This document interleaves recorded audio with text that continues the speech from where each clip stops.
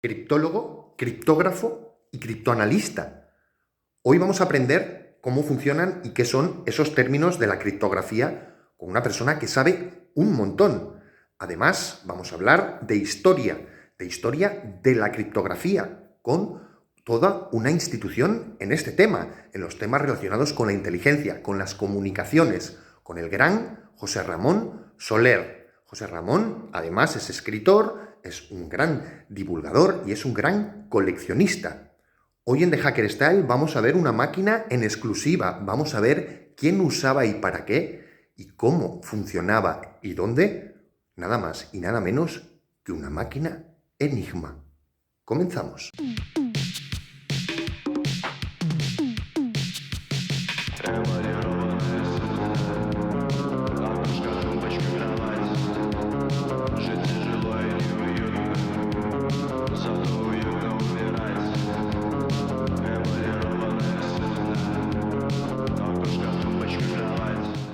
Hola mundo, os doy la bienvenida a este capítulo número 27 de The Hacker Style.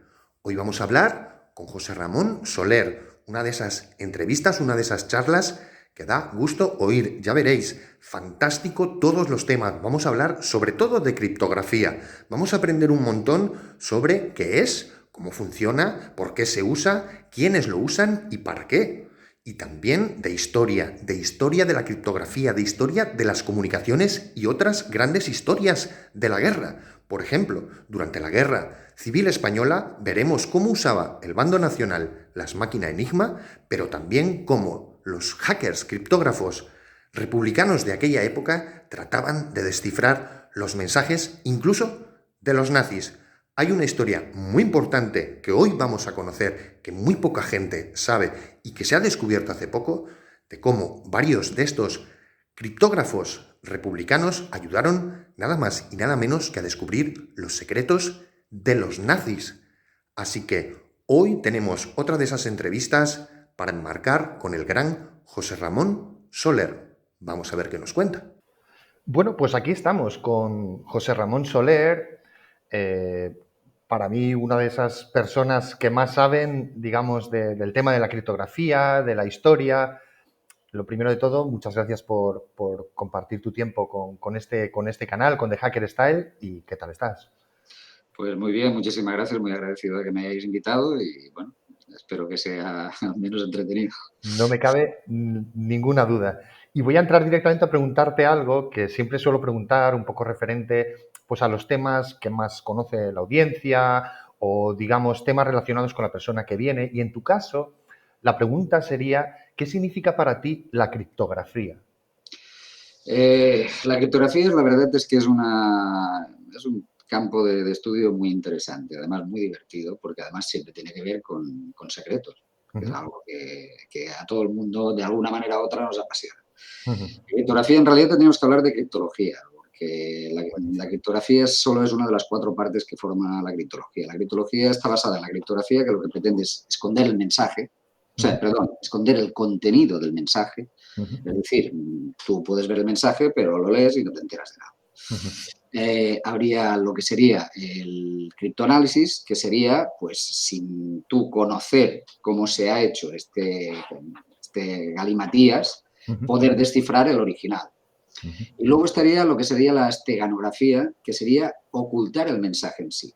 Es decir, que nadie pueda encontrarlo. Lo típico, los chinos cogían un mensaje, lo enrollaban cogían un mensaje en papel de seda, lo enrollaban en cera, se lo tragaban y cuando llegaban al otro sitio, pues hombre, salía por una parte que no tenía, Sí. no precisamente muy limpia, pero tenías el mensaje y nadie podía sospechar que tú llevases un mensaje. ¿Vale? Bueno. Eso sería un caso de esteganografía. Y el estegoanálisis, que sería precisamente intentar contrarrestar los métodos de esteganografía. Por ejemplo, hoy en día la esteganografía se utiliza sobre todo en fotografías. Tú coges una fotografía y pones un mensaje secreto dentro de la fotografía. A simple vista no se ve, pero mediante análisis y demás tú puedes llegar a deducir qué bits son los que se han cambiado y qué son los que significan el mensaje. Evidentemente, si tú combinas las dos técnicas, la criptografía con la esteganografía, la cosa pues te da una margen de seguridad brutal. Entonces, pues empecé a estudiar estos métodos, empecé a estudiar la historia y vi que la verdad es que la historia es muy divertida y tiene cosas verdaderamente muy curiosas y muy entretenidas. Y además, bueno, hay que decir, tiene un componente matemático, pero ¿cómo se llama? Que es, por decirlo de alguna manera, agradecido, porque puedes sacar el resultado inmediatamente, es decir, puedes sacar resultados inmediatamente. ¿Y conoces si, por ejemplo, históricamente se considera, creo, la criptografía Caesar, ¿no? César, una de Sí, las primeras? ¿Es esto cierto? ¿Conoces que se date criptografía anterior? sí, hay criptografía anterior también. La del César lo que ocurre es que, por decirlo de alguna manera, es la primera documentada desde el punto de vista occidental. Ujú, Es decir, la criptografía de César, en realidad, bueno, tú habrás visto, supongo, 2001, la ujú, sí, película. por supuesto. ¿Sabes por qué se llama HAL, el ordenador? HAL, no, no, ¿por qué es HAL? Adelanta una letra cada una. Después de la H viene la I. Después de la L, de la A viene la B. Y después de la otra viene Buenísimo, es buenísimo. IBM. Esto es lo que se llama el método de Octavio Augusto. Esto es lo Qué que bueno. Claro. Octavio Augusto era más vago que Julio César. Julio César adelantaba 3 posiciones Ujú, y Octavio Augusto era más vago, se ve, y solo le adelantaba una posición. ujú. Porque, Pero bueno, ya con eso era suficiente, ¿no? Digamos, si en aquella época, como había muy poca gente que supiera leer, mucho menos ponerse a descifrar.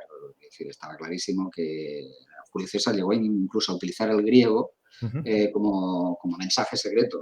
Igual lo que se habían hecho ahora los navajos, famosos navajos y ujú, tal, en la Segunda Guerra Mundial, ujú. ojo, que la gente no lo sabe, pero los americanos utilizaron el vasco también. Sí, correcto. Sí, sí. Sí, sí, o sea, quiero decir, ¿cómo se llama? Y, ¿cómo se llama? Churchill Ujú, iba siempre con un hindú, un soldado hindú, ujú, que hablaba un dialecto rarísimo, ujú. de manera que cuando tenía que hablar, tenía que enviar un mensaje por fonía, lo que hacía era que el que lo hablaba era el hindú y había otro hindú en el otro lado y, claro, los alemanes no tenían ni idea de qué narices estaban hablando. Qué bueno, qué bueno. Sí, de los navajos también había escuchado que era no solo por su dialecto, por su lengua, Ujú. sino también por su memoria. Digamos que eran capaces de traspasar mensajes en su colectivo de una manera que otras Sí, digamos, civilizaciones no podían, ¿no? Digamos, el boca a boca, etcétera. sobre todo porque primero había pocos navajos y segundo, casi todos estaban en Estados Unidos, con lo cual era muy difícil que Que los hubiese japoneses más. tuvieran uno. Y luego lo que hacían era, por decirlo de alguna manera, complementar. Ujú, Evidentemente un tanque en Navajo no existe. ujú, claro. Pues decían un carro de acero y ya se sabía que era o sea, complementaban de esta Sí, manera. contextualizada. Ujú. Sí, sí. Buenísimo, buenísimo. Yo creo un poco también el euskera también se usaba por eso. También el euskera utiliza Sí. mucho este tipo de Sí, contextualización. porque es que en Estados Unidos, por lo que se ve, hay una población que son descendientes de vascos y que hay muchísima gente allí que habla el euskera y por eso se utilizaba. Ujú, qué bueno, qué buenísimo. Y aquí te voy a preguntar, este canal es de Hacker Style, y te voy a preguntar qué significa o qué te ha llegado a ti o cómo tú lo ves el término hacker. ¿Qué visión tienes tú de los hackers? Bueno, la visión, bueno, tú ya sabes que el término hacker pues, ha ido asumiéndose por varios grupos de intereses, con intereses específicos Sin que duda, se han apropiado de la palabra en sí. sin duda. Yo recuerdo la primera vez que oí la palabra hacker era sinónimo de un experto informático que se dedicaba a probar sistemas de seguridad en ordenadores, es decir, se trataba de un experto en comunicaciones y en informática. Y a Ujú, mí me ha quedado eso, o sea, es ujú, decir, un señor que, bueno, no, un señor o varios señores que se dedican a probar si un sistema es seguro o no.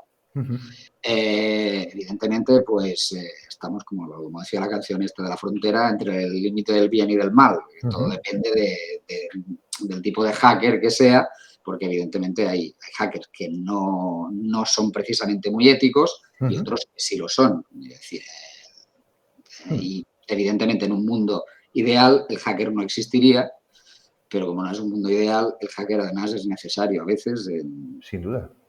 porque... Sin duda, estoy muy contento también porque el término sí es verdad que ha avanzado. Antes simplemente eran piratas o criminales o nerds. Y es verdad que ahora voy preguntando un poco a la gente que no es tampoco tanto de este ámbito y por lo menos esa idea de que existe cierta ética, todo el mundo lo está diciendo, ¿no? He hablado con un catedrático de física moderna, con un astrónomo, gente que igual no tiene tanto que ver y sin embargo en eso sí que coincidís que existe una ética y eso yo creo para nuestra comunidad ya es un paso. Es fundamental, es fundamental. Y además, también decir que la criptografía siempre ha estado muy de la mano de los hackers. La criptografía, digamos, es una de las herramientas de los hackers y además estaba en sus inicios. Quiero decir, dentro había 5 tribus primigenias de hackers, digamos, y una de ellas era la de los criptógrafos. Digamos, la gente que se dedica a cifrar, a la privacidad y tal, y es dentro, además de la ética hacker, una de las cosas que se reclama, que después hablaremos un poco de esto, es utilizar la criptografía de manera democrática y extendida. Sí, Después, sí. después hablaremos un poco de esto. Ahora vamos a tirar un poco más de los hilos sobre ti. Y lo que te voy a preguntar, he visto que tienes varios libros escritos fascinantes. Me he hecho un repaso a tu bibliografía y es increíble cómo escribes y sobre lo que escribes. Y lo que te voy a preguntar ahora mismo es si tienes algún proyecto o algún libro que quieras comentar, que estés con ello trabajando. Bueno, en realidad tengo uno que estoy acabando, Uh-huh. que es un... en realidad, una parte que me interesa mucho es la parte de inteligencia, y en particular la inteligencia militar es un tema que es muy interesante, porque a pesar de que Groucho Marx decía que inteligencia y militar eran términos contrapuestos, Oxímoron. la verdad es que como chiste está muy bien, pero no Pero es no es cierto. no es cierto. Es decir, la inteligencia es la que hace ganar guerras si dispones de suficientes recursos para aprovecharla, evidentemente. Sin duda. Entonces, bueno, me dio la venada, por decirlo de alguna manera, de hacer un libro sobre inteligencia militar en la Segunda Guerra Mundial. Claro, cuando llevaba 3 meses ya me di cuenta de que, bueno, eso no iba a ser un libro, iba a ser una enciclopedia. Buah, brutal, claro, imagínate.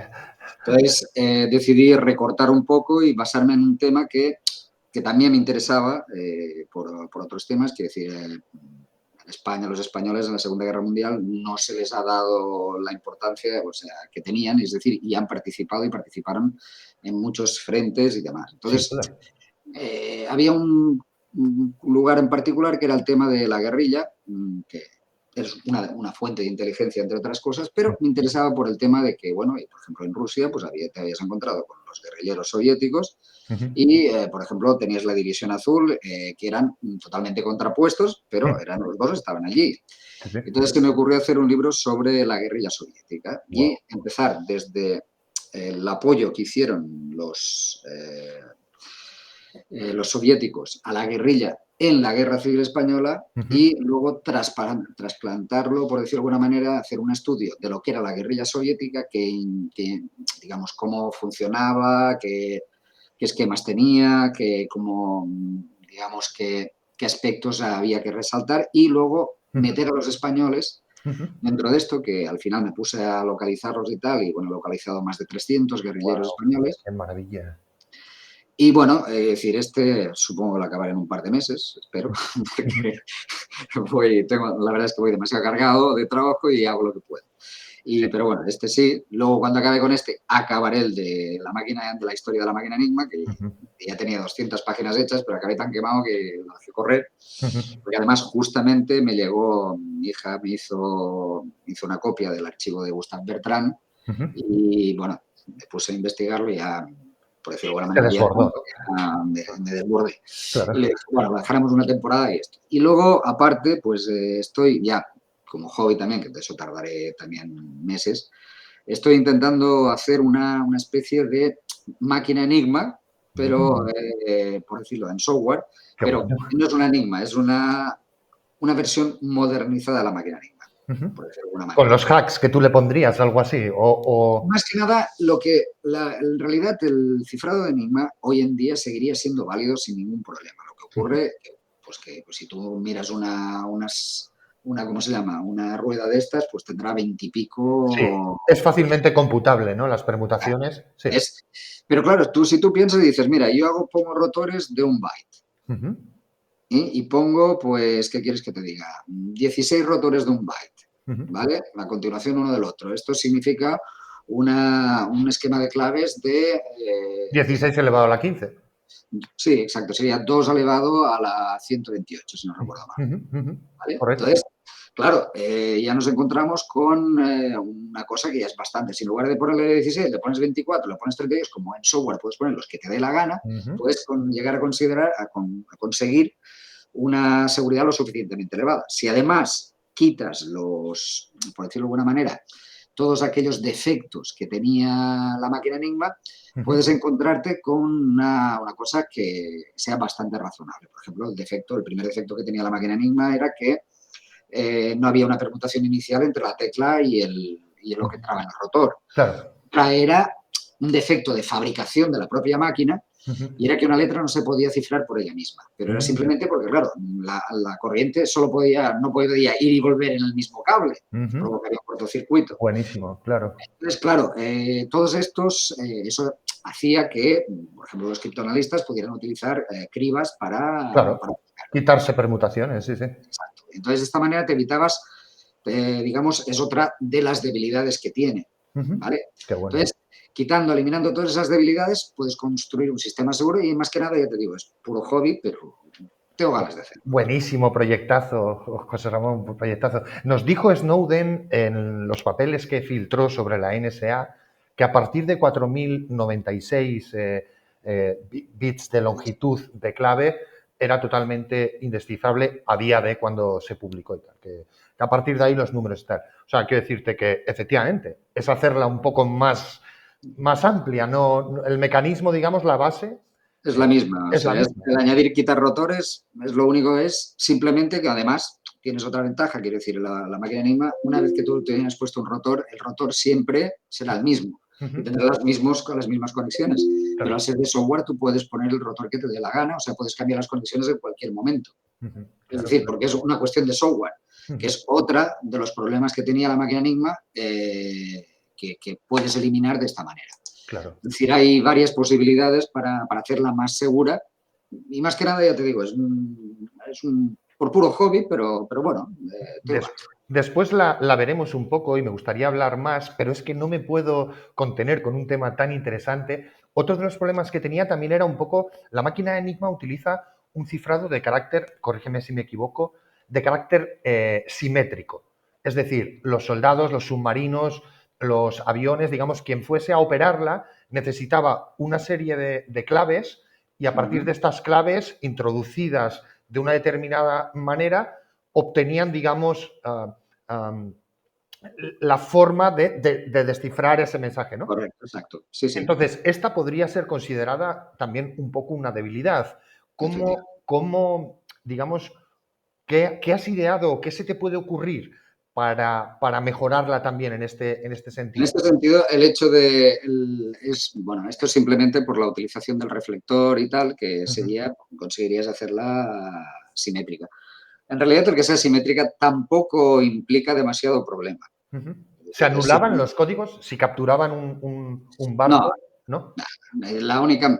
Empezaron en las películas se ve muy fácil y toda...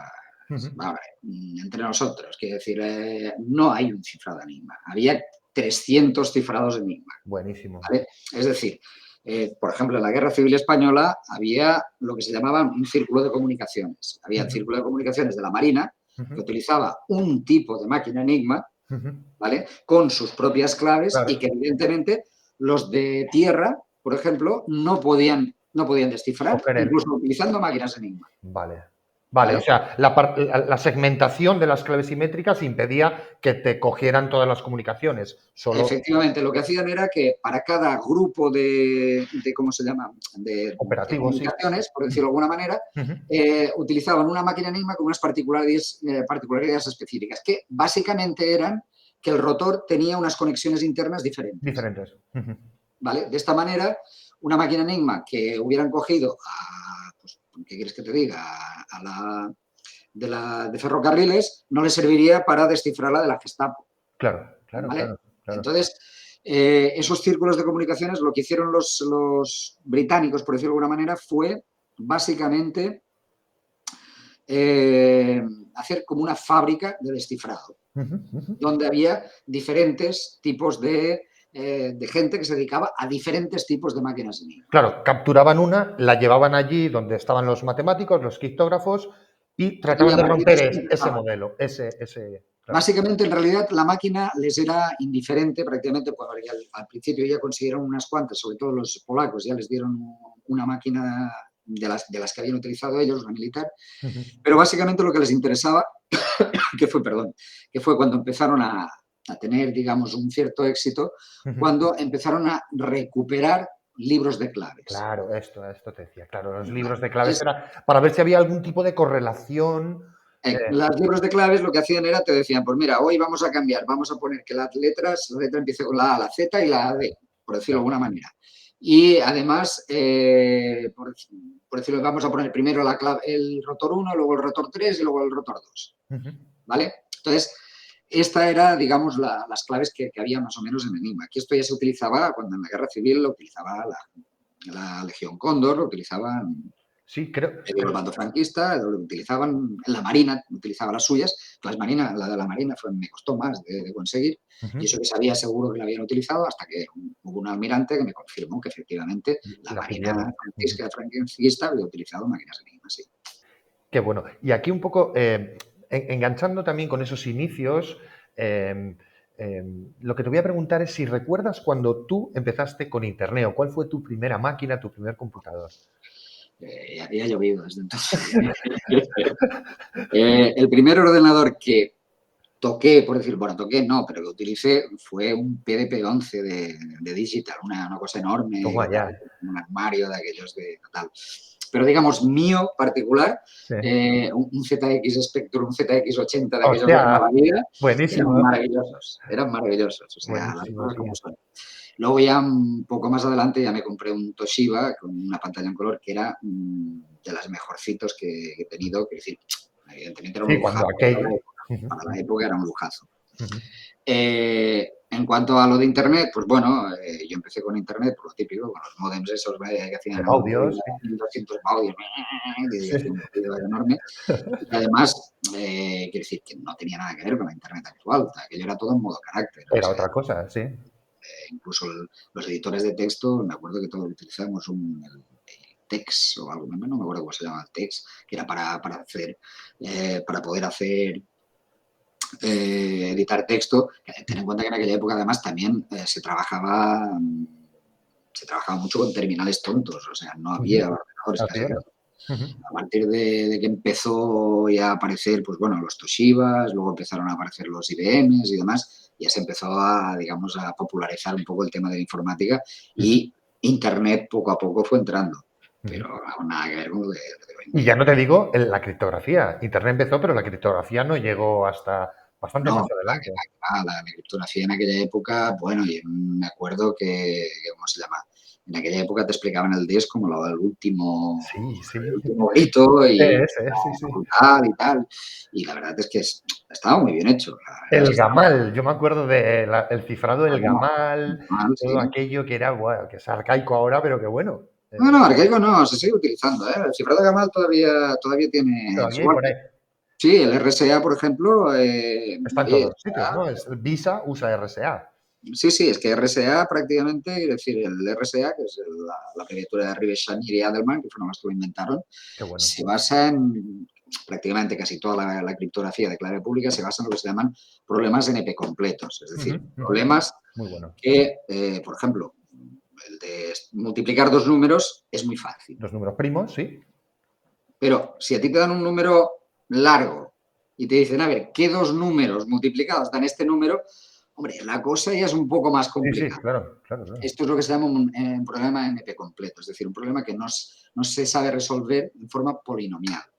Buenísimo. ¿Vale? Entonces, la mayoría de la criptografía, digamos, de clave pública se basa en estos problemas NP completos. Hay algunos que han desaparecido, por ejemplo, el de la mochila, Mm, ya se encontró maneras de solucionarlo, ujú. pero el RSA sigue aguantando como un campeón, ¿eh? O sea, Sí, aunque hay, siempre se ha comentado, no sé cuándo llegará, pero abramos digamos, ese maletín, el tema de que cuando llegue un poco la máquina cuántica, que es capaz de procesar muchos más hilos y tiene mucha más capacidad de procesamiento, se comenta que el cifrado RSA, que está en todo, en absolutamente todo nuestro mundo, dejará de ser funcional. sí, ¿Eso cómo lo sí, pero ves? ten en cuenta que por otra parte, la criptografía cuántica tendrá Sí, su ya hay un historia. paper por ahí, ya he leído un paper por ahí. Sí, sí. O sea que por una parte se eliminarán los sistemas actuales, no todos, ojo, Ujú.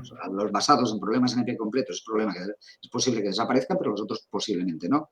Ujú. No lo sabemos, porque la gran ventaja que tiene la mayoría de los cifrados ¿cómo se llama?, asimétricos, es que, bueno, tú puedes ir ampliando el número de clave en la mayoría de los casos. Eso es, sí. Entonces, en estos es un poco más complicado. En el tema la verdad es que yo no soy un experto en criptografía cuántica, pero bueno, la gran ventaja que tiene la criptografía cuántica es que te permite saber una cosa que es maravillosa, que es saber si hay alguien que está escuchando. Claro.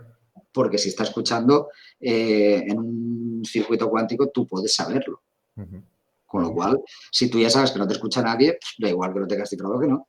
Pues muy bueno, muy bueno. Aquí voy a explicar también otra cosita a la audiencia sobre la criptografía. Por eso se dice a nuestra audiencia que pongáis claves, passwords que sean largas, porque en la criptografía de clave simétrica, la longitud de la clave que ponéis define la dificultad y la longitud del cifrado completo. No asimismo con la asimétrica, que también podremos luego charlar un poco, pero buenísimo, buenísimo. Y aquí te voy a preguntar si nos puedes contar, bueno, me falta otra pregunta y es, ¿cuándo adquiriste tu primera máquina?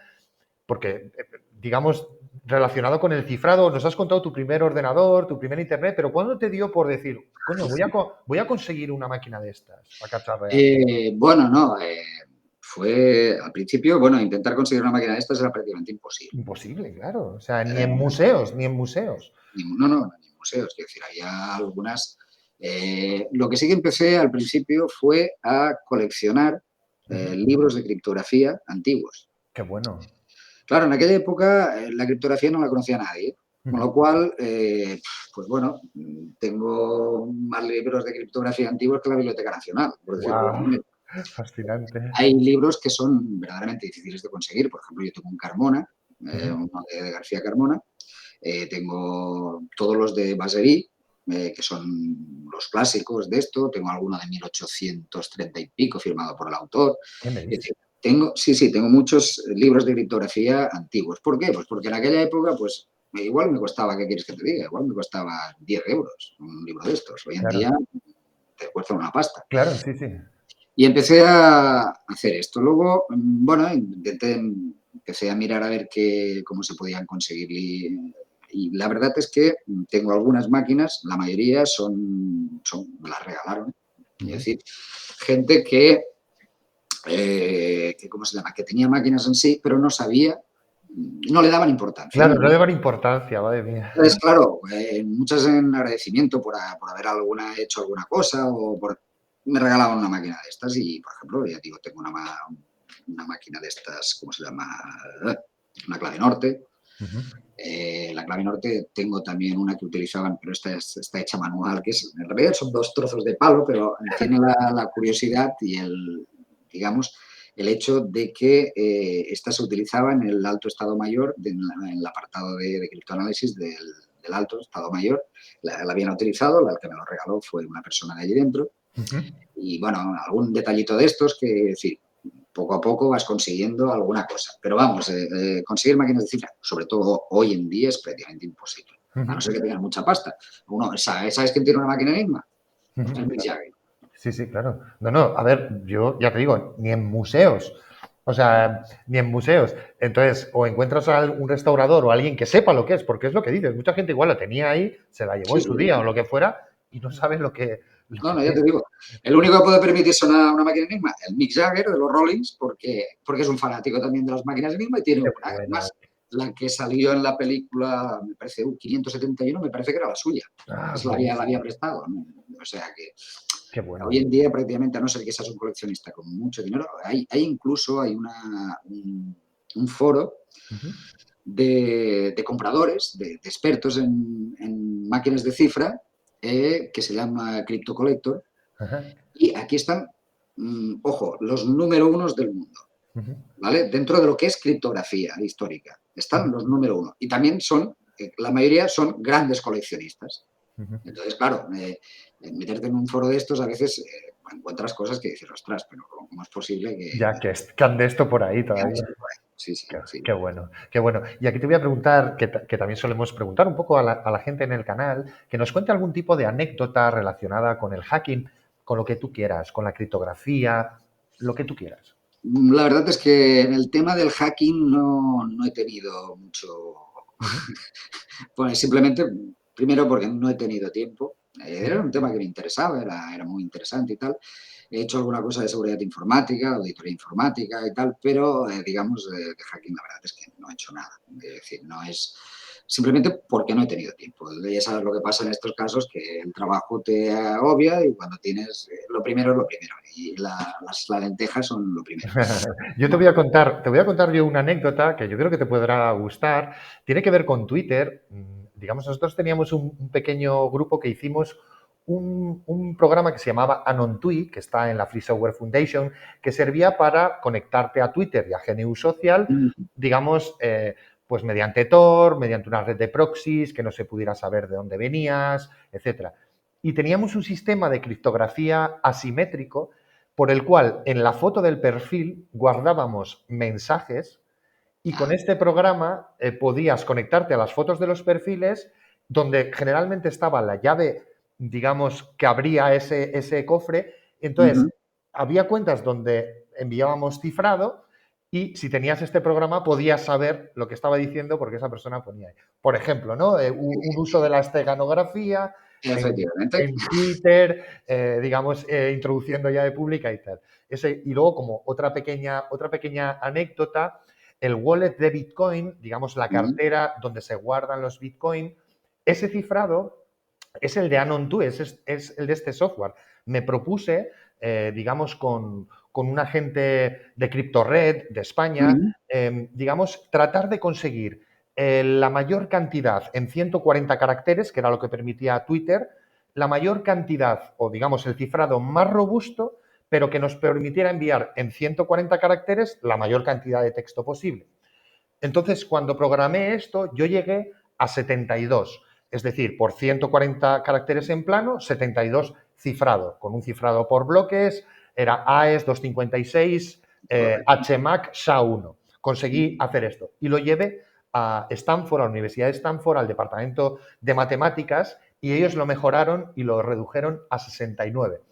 Y a día de hoy, ese cifrado simétrico, digamos, hay un contest, Sí, un, sí, un cifrado simétrico con con resumen digital, con sí. resumen digital, es el más, digamos, robusto o no se ha conseguido, digamos, rebajar de esos 69 y por eso Bitcoin lo usa. Y me siento muy orgulloso y quería, Hombre, pues dentro de mis pinitos, con la celebridad con la que estoy hoy hablando, pues contarle no, por no, lo menos hay para estar orgulloso, hay para esta, estar orgulloso. esta anécdota, contarle por lo menos esto.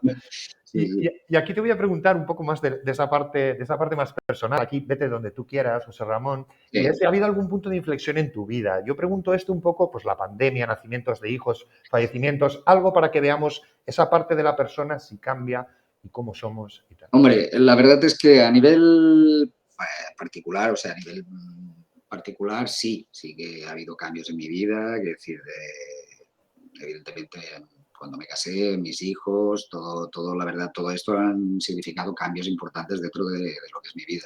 Ujú. A nivel profesional, pues, por decirlo de alguna manera, sí, yo siempre me ha gustado la parte de la criptografía y es lo que me he dedicado. También me metí mucho en el tema de algoritmos genéticos por Buenísimo. tema de, precisamente, de criptoanálisis y tal. Lo que pasa es que los algoritmos genéticos los he ido dejando un poco por el problema de siempre, es decir, la falta de tiempo total y absoluto. Explícanos por encima, por favor, un poco qué es o qué es un algoritmo genético. Un algoritmo genético es un método de aproximación heurística, es Ujú, decir, que lo que pretende es, en una función en la cual hay muchos máximos, ujú. encontrar un máximo suficientemente bueno, pero de una manera muy rápida, cuando no existe un método determinista para Para encontrarlo. definirlo, buenísimo. Muy bien explicado. Entonces, va muy bien para encontrar, por decirlo de alguna manera, soluciones buenas. No son óptimas, pero buenas y muy rápidamente. Entonces, se han intentado hacer algunas cosas con algoritmos genéticos para el tema de criptoanálisis. En cuestiones clásicas, digamos, en cifrados clásicos, sí se ha conseguido que funcione más o menos bien y tal, Ujú, pero en cifrados modernos la verdad es que no ha funcionado. No ha ujú. funcionado y las cosas como son. Por ejemplo, son muy buenos para temas ¿cómo se llama?, de enrutamiento, Ujú. para todas estas cosas sí que son muy buenos. Ujú. Por lo que te digo, porque dan inmediatamente, no te digamos de una manera rápida, te dan un resultado. Que luego tú quieres mejorar ese resultado, puedes ponerlo dentro de una ¿cómo se llama? Una red neuronal, una cosa de este estilo, Ujú. que tenga, por decirlo, más información acumulada y que te Ujú. permita mejorar. Pero básicamente es eso, es un método. Bueno, buenísimo. Y aquí la duda que me asalta ahora mismo es, ¿el cifrado, la criptografía, es un invento meramente humano o existe criptografía en la naturaleza de algún tipo? Yo supongo que sí, que debe existir, porque vamos a ver, si nosotros hubiéramos podido descifrar, ¿qué quieres que te diga? El código genético, por ejemplo, se ha ¿Mm? tirado años. Qué maravilla el código genético. En realidad, si tú te lo piensas, la criptografía es un código en el cual, por decirlo de alguna manera, hay un componente que va cambiando continuamente, que es la Ujú. clave, Ujú. ¿vale? Pero códigos en la naturaleza existen y Claro. existen en los sitios, con lo cual no es un invento nuestro, lo que pasa es que nosotros lo hemos utilizado mucho, Ujú. sobre todo en dos aspectos, militar y actualmente, Y económico, pero bueno, que va de la mano. de hecho, los primeros que lo utilizaron en cuestión económica fueron los templarios. Ostras, cuéntanos, ¿cómo? Sí, Sí, además, sí, sí, buenísimo. los templarios utilizaban la criptografía para cuando hacían recibos de cambio, letras de cambio y tal, las cifraban con la cruz de las 8 beatitudes. Las que llevaban, sí, por si Sí, las interceptaban en el claro. camino, algo así, para que no. Esto lo que marcaba eran las letras como eran, la A, la B, la C, la D, y es decir, con esta podía sacar un cifrado que era muy fácil de romper hoy en día, pero que en aquella época, que ni Dios sabía leer casi casi, pues era una forma de proteger ese documento, por decirlo de una Claro. manera. Y ya te digo, fueron los primeros en utilizarla en este sentido. Y ya han pasado siglos hasta que se vuelva a utilizar en cuestión comercial. Mientras tanto, siempre se había utilizado en cuestión militar o diplomática. Buenísimo. Y aquí otra gran duda que me viene, así histórica, ¿es la piedra de Rosetta o sea, actuaba como una especie de llave simétrica o? No, la piedra roseta fue mira, es lo mismo que comentábamos antes, tener una criba, Ujú. Vale, ¿vale? vale, vale, vale. Es decir, teníamos un lenguaje que no teníamos ni idea de qué iba, Ujú. cómo estaba organizado ni demás, y de repente nos encontramos una criba lo suficientemente larga que nos permita ir deduciendo poco a poco lo que quiere decir y traducir ese lenguaje. La Ujú. criptografía se utiliza mucho en temas, en lenguajes, digamos, perdidos, Ujú. para intentar conseguir averiguar qué es lo que dicen. Hay un libro, Detectives del pasado, que creo que se llama, que precisamente va solo de esto y es muy interesante. Y la verdad es que es un tema muy, muy interesante. Sí, sí, sin duda, fascinante. Y aquí un poco también te voy a llevar a esta cuestión que, claro, la criptografía sirve de alguna manera en lo militar, como has comentado, Ujú. para que, digamos, los contrarios, los rivales, los enemigos, no nos lean, no nos puedan ver, no nos Para puedan que nos lean. vigilar, efectivamente. O Entonces la no, no, cuestión, o para que nos lean también. o para que nos lean, buenísimo. Sí, hablamos un poco de la propaganda también, que tiene No, mucho que no, ver, no, ¿no? no. Pues, ¿cómo se llama? Es para saber, por ejemplo, muchas veces lo que se hace es se envía un mensaje diciendo que tú eres, con una clave que tú ya conoces, Ajá. envías el mensaje para ver qué te contestan con la misma clave y de aquí puedes sacar información porque ellos no saben que tú estás utilizando su clave. Ah, claro, qué bueno, claro. Sí, claro, contraespionaje, contrainformación, no sé, Por decirlo de alguna manera, sí, sí. contracifrado o Sí, sí, inteligencia, bueno, básicamente, inteligencia, sí, claro. básicamente inteligencia, sí, sí. Qué bueno. Y aquí la cuestión sería, ¿tú crees que nos vigilan a día de hoy? ¿Crees que, Sí, sí. que nos vigilan? Y si piensas que sirve de algo.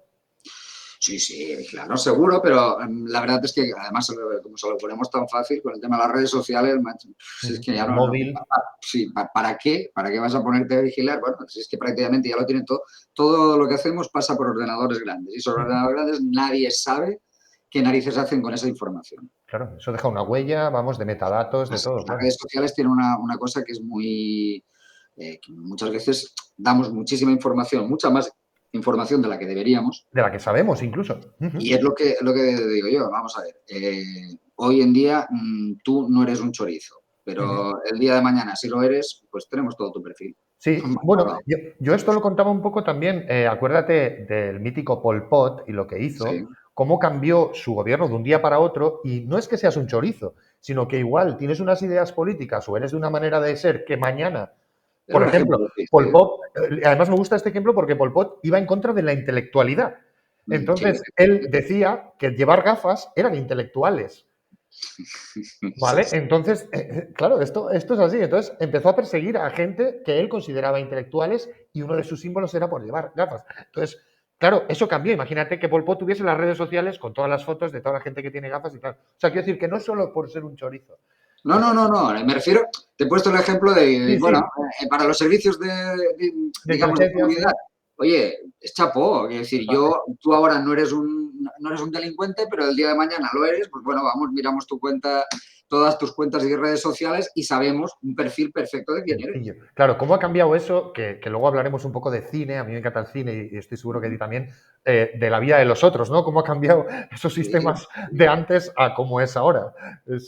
totalmente. Es decir, ten en cuenta que lo que es el tema, ya digo, es que lo más curioso del tema es que damos esa información, Mm, no sabemos dónde va.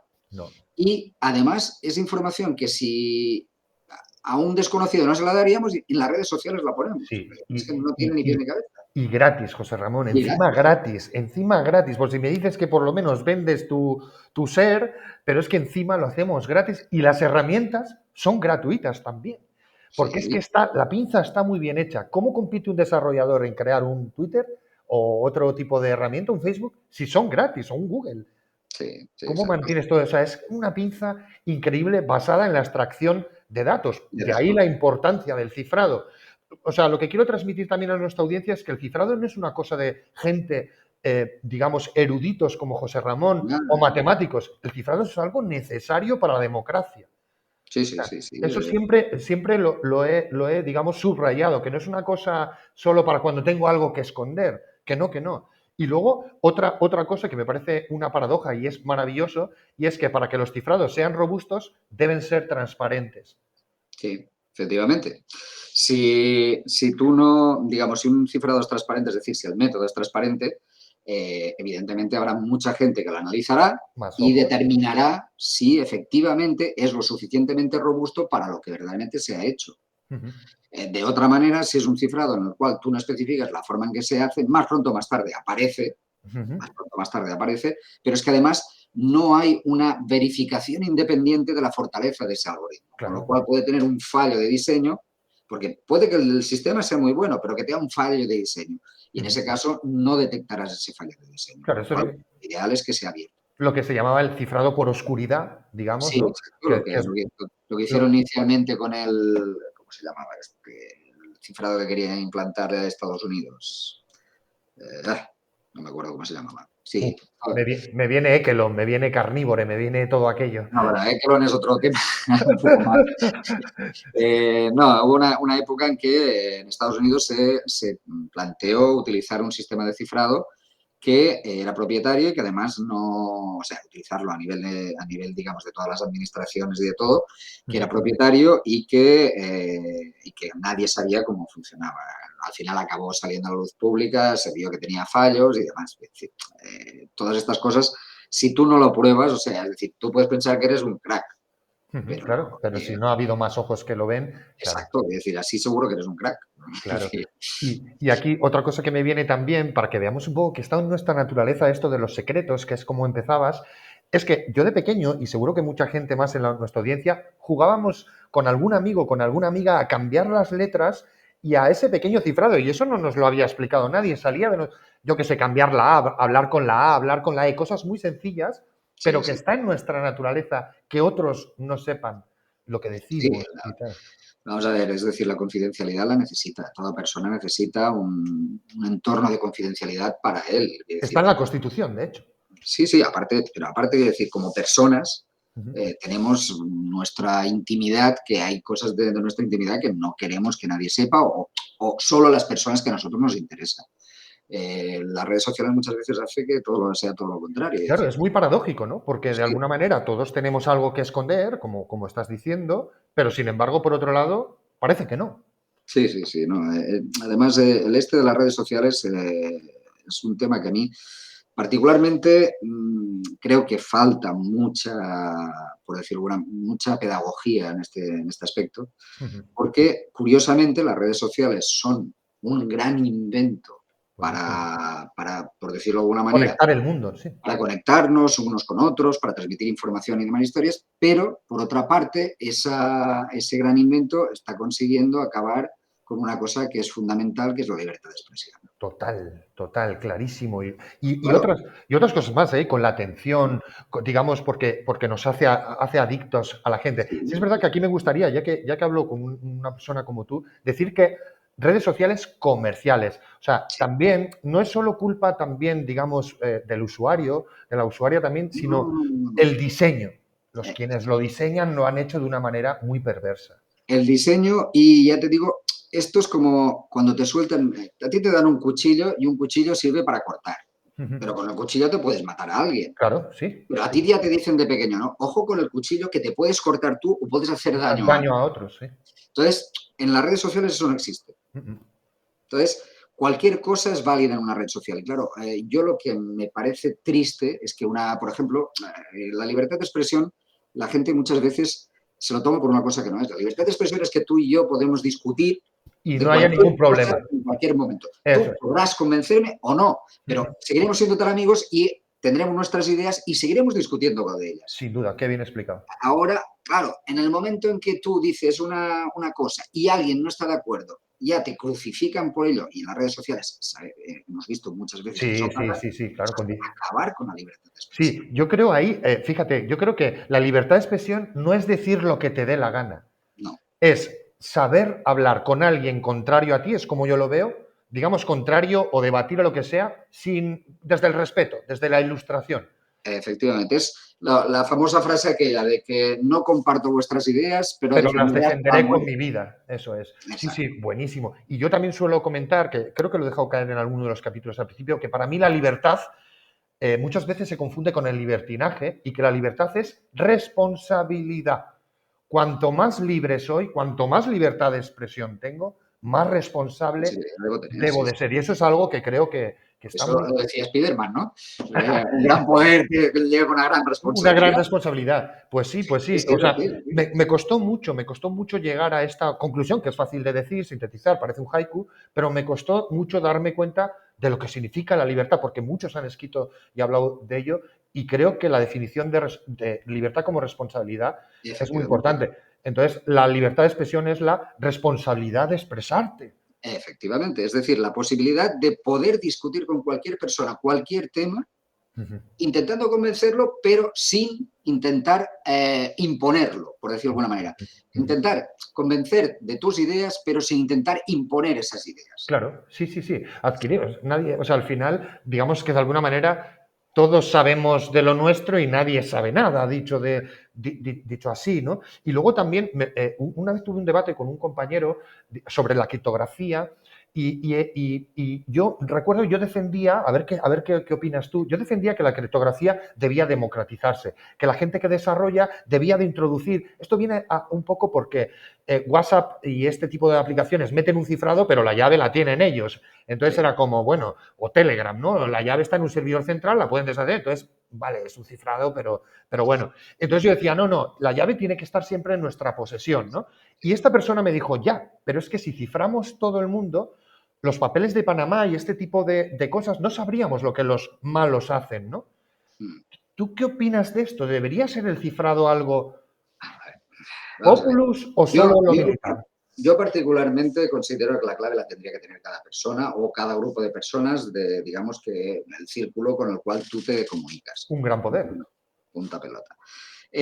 Lo que decíamos eso de los cifras de Panamá, mira, ¿qué quieres que te diga? Italia, en la Ujú, Segunda Guerra Mundial, ujú. ¿vale? Tenía más información que prácticamente Inglaterra y todos los demás. ¿Por qué? Pues porque simplemente se dedicaban a entrar en las embajadas y robaban todos los códigos y demás. Directamente. Con lo cual ya está. Es decir, el decir que el simple hecho de que no, a partir de ese momento no van a salir estas cosas, van a salir exactamente igual. Ujú, Es ujú. decir, tú vas a tener en los papeles de Panamá, alguien, bueno, cualquier tipo de documento, siempre hay un documento en papel porque hay un comprobante de alguna manera. Ujú, sí. Y esos papeles, pues oye, haces una foto, los envías y se acabó la historia. Es decir, además, eso te demuestra una cosa, que la seguridad en estos sistemas no es tan segura. No, no, para nada. No, no, Porque no. la seguridad, hay muchas veces que la gente no, digamos, asocia seguridad con cuestión técnica. Y no es una cuestión técnica, es una ¿No? cuestión, es un conjunto de técnicas, de técnicas Y humana. y humanas. Es Sí. decir, si se olvida la administración, por decirlo, la parte administrativa, la parte de gestión, ya se pierde mucha de esa seguridad. Claro. La parte técnica es solo una parte de esa Pongo un ejemplo. Se creó la herramienta Radar COVID, la creó el gobierno, que se gastó muchísima pasta. Los hackers estuvimos muy en contra de la manera en la que lo hicieron porque no publicaron el código para que lo auditáramos y cuando lo publican van en el primer commit que hacen y meten la clave pública y después la borran porque se han dado cuenta de que han subido la manera de descifrarlo y nos quedamos ahí diciendo, o sea, te has gastado un dinero y un sistema y tal y cual, o sea, ¿de qué sirve la criptografía, por decirlo así, si el lado humano no es consciente, no lo hace bien? Te puedes gastar miles de millones, tener los mejores matemáticos que si publicas la manera de, o la secretaria lo escribe, digamos, en un papel y alguien se lo lleva, ya está. Pero esto es como todo, un cifrado 100% seguro no existe. No existe. Por ejemplo, yo a veces alucino cuando veo que, oye, que le ha entrado un ransomware, ha cifrado todo lo que tenía en un determinado sitio y no tienen copias. Digo, pero vamos a ver, Sí. un organismo de estas características, Sí. ¿cómo narices es posible que no tenga copias? Tal cual, tal cual. Y bueno, es que y el ejemplo que has puesto, que un poco ahora te iba a comentar, por ejemplo, WannaCry, voy directamente a él, este fue un poco poner a todo el mundo de pie, porque es que cayeron muy grandes, ¿eh? Repsol, Telefónica, administraciones, la Seguridad Social, Hacienda, no tenían una copia de seguridad, no tenían una manera de... O sea, es que es para flipar, ¿no? Es para flipar. O sea, a veces es que es cierto que, digamos, las cosas, por decirlo de alguna manera, más sencillas y las de más sentido común, ya lo decía Groucho Marx, y en eso tenía toda la razón. El sentido común es el menos común de todos de los sentidos. Y efectivamente, es cierto, en este caso. Sin duda. Es que es increíble.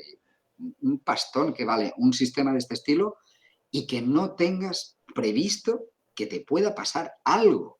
Claro. Es increíble. Claro, es como luego volveremos un poco al tema de Enigma, pero entiendo que también en el tema de los ejércitos, pues tú tienes otros sistemas también. Antes, off the record, me comentabas, digamos, algunas maneras en que el Ejército Nacional, digamos, se comunicaba, por qué y tal. Entonces, claro, tú tienes que pensar que si una cosa falla tienes otros sistemas de seguridad, como un avión que tiene triplicadas sus sistemas de comunicaciones, de batería, de todo. Pero en estos temas de la administración y cuando los datos son nuestros, lo que nos hemos encontrado los hackers es que, vamos, es increíble. No, me lo puedo imaginar. Sí, ya te digo yo. Es increíble. Y ya que lo has mencionado, algún ransomware, te voy a preguntar, José Ramón, si tú recuerdas algún virus o ransomware, alguna filtración o algo que te llamase la atención o que te pareciera... Hombre, lo que verdaderamente me impactó, por decirlo de alguna manera, fue cuando empezaron a aparecer los ransomware criptográficos. Porque, por decirlo de alguna manera, era la comprobación de que la criptografía no solo era una forma de protegerte a ti, sino que además era una forma también de atacar al otro. Claro. Y además con una ventaja añadida, es que no pierdes los datos. Es decir, lo que haces es se los cifras de manera que él no pueda utilizarlo. Cambian de propietario. Sí. Los puedes recoger. Es decir, por decirlo de alguna manera, es la forma mejor de guerra. Es decir, acabas con el enemigo y con sus recursos, pero no eliminas sus recursos, sino que luego podrás reaprovecharlos. Es genial, genial. Es Buenísimo. Decir, la verdad es que sí, fue uno de los puntos que pensé yo. Como virus, el que lo ha pensado, chapó. Sí, ahora está muy en boga Loki. Todos los ransomware que hay, digamos, es increíble cómo se ha sofisticado. Ahora lo que están sofisticando ya no es tanto el cifrado en sí mismo, te envían una mitad, dejan una mitad escondida en un sitio. O sea, he visto ya técnicas brutales, sino que ahora encima hay ya un asistente habla contigo en Telegram o en un chat y te dice, bueno, si quieres recuperar esto, envíanos este dinero, tal. O sea, ya se ha sofisticado de una manera increíble. Porque además...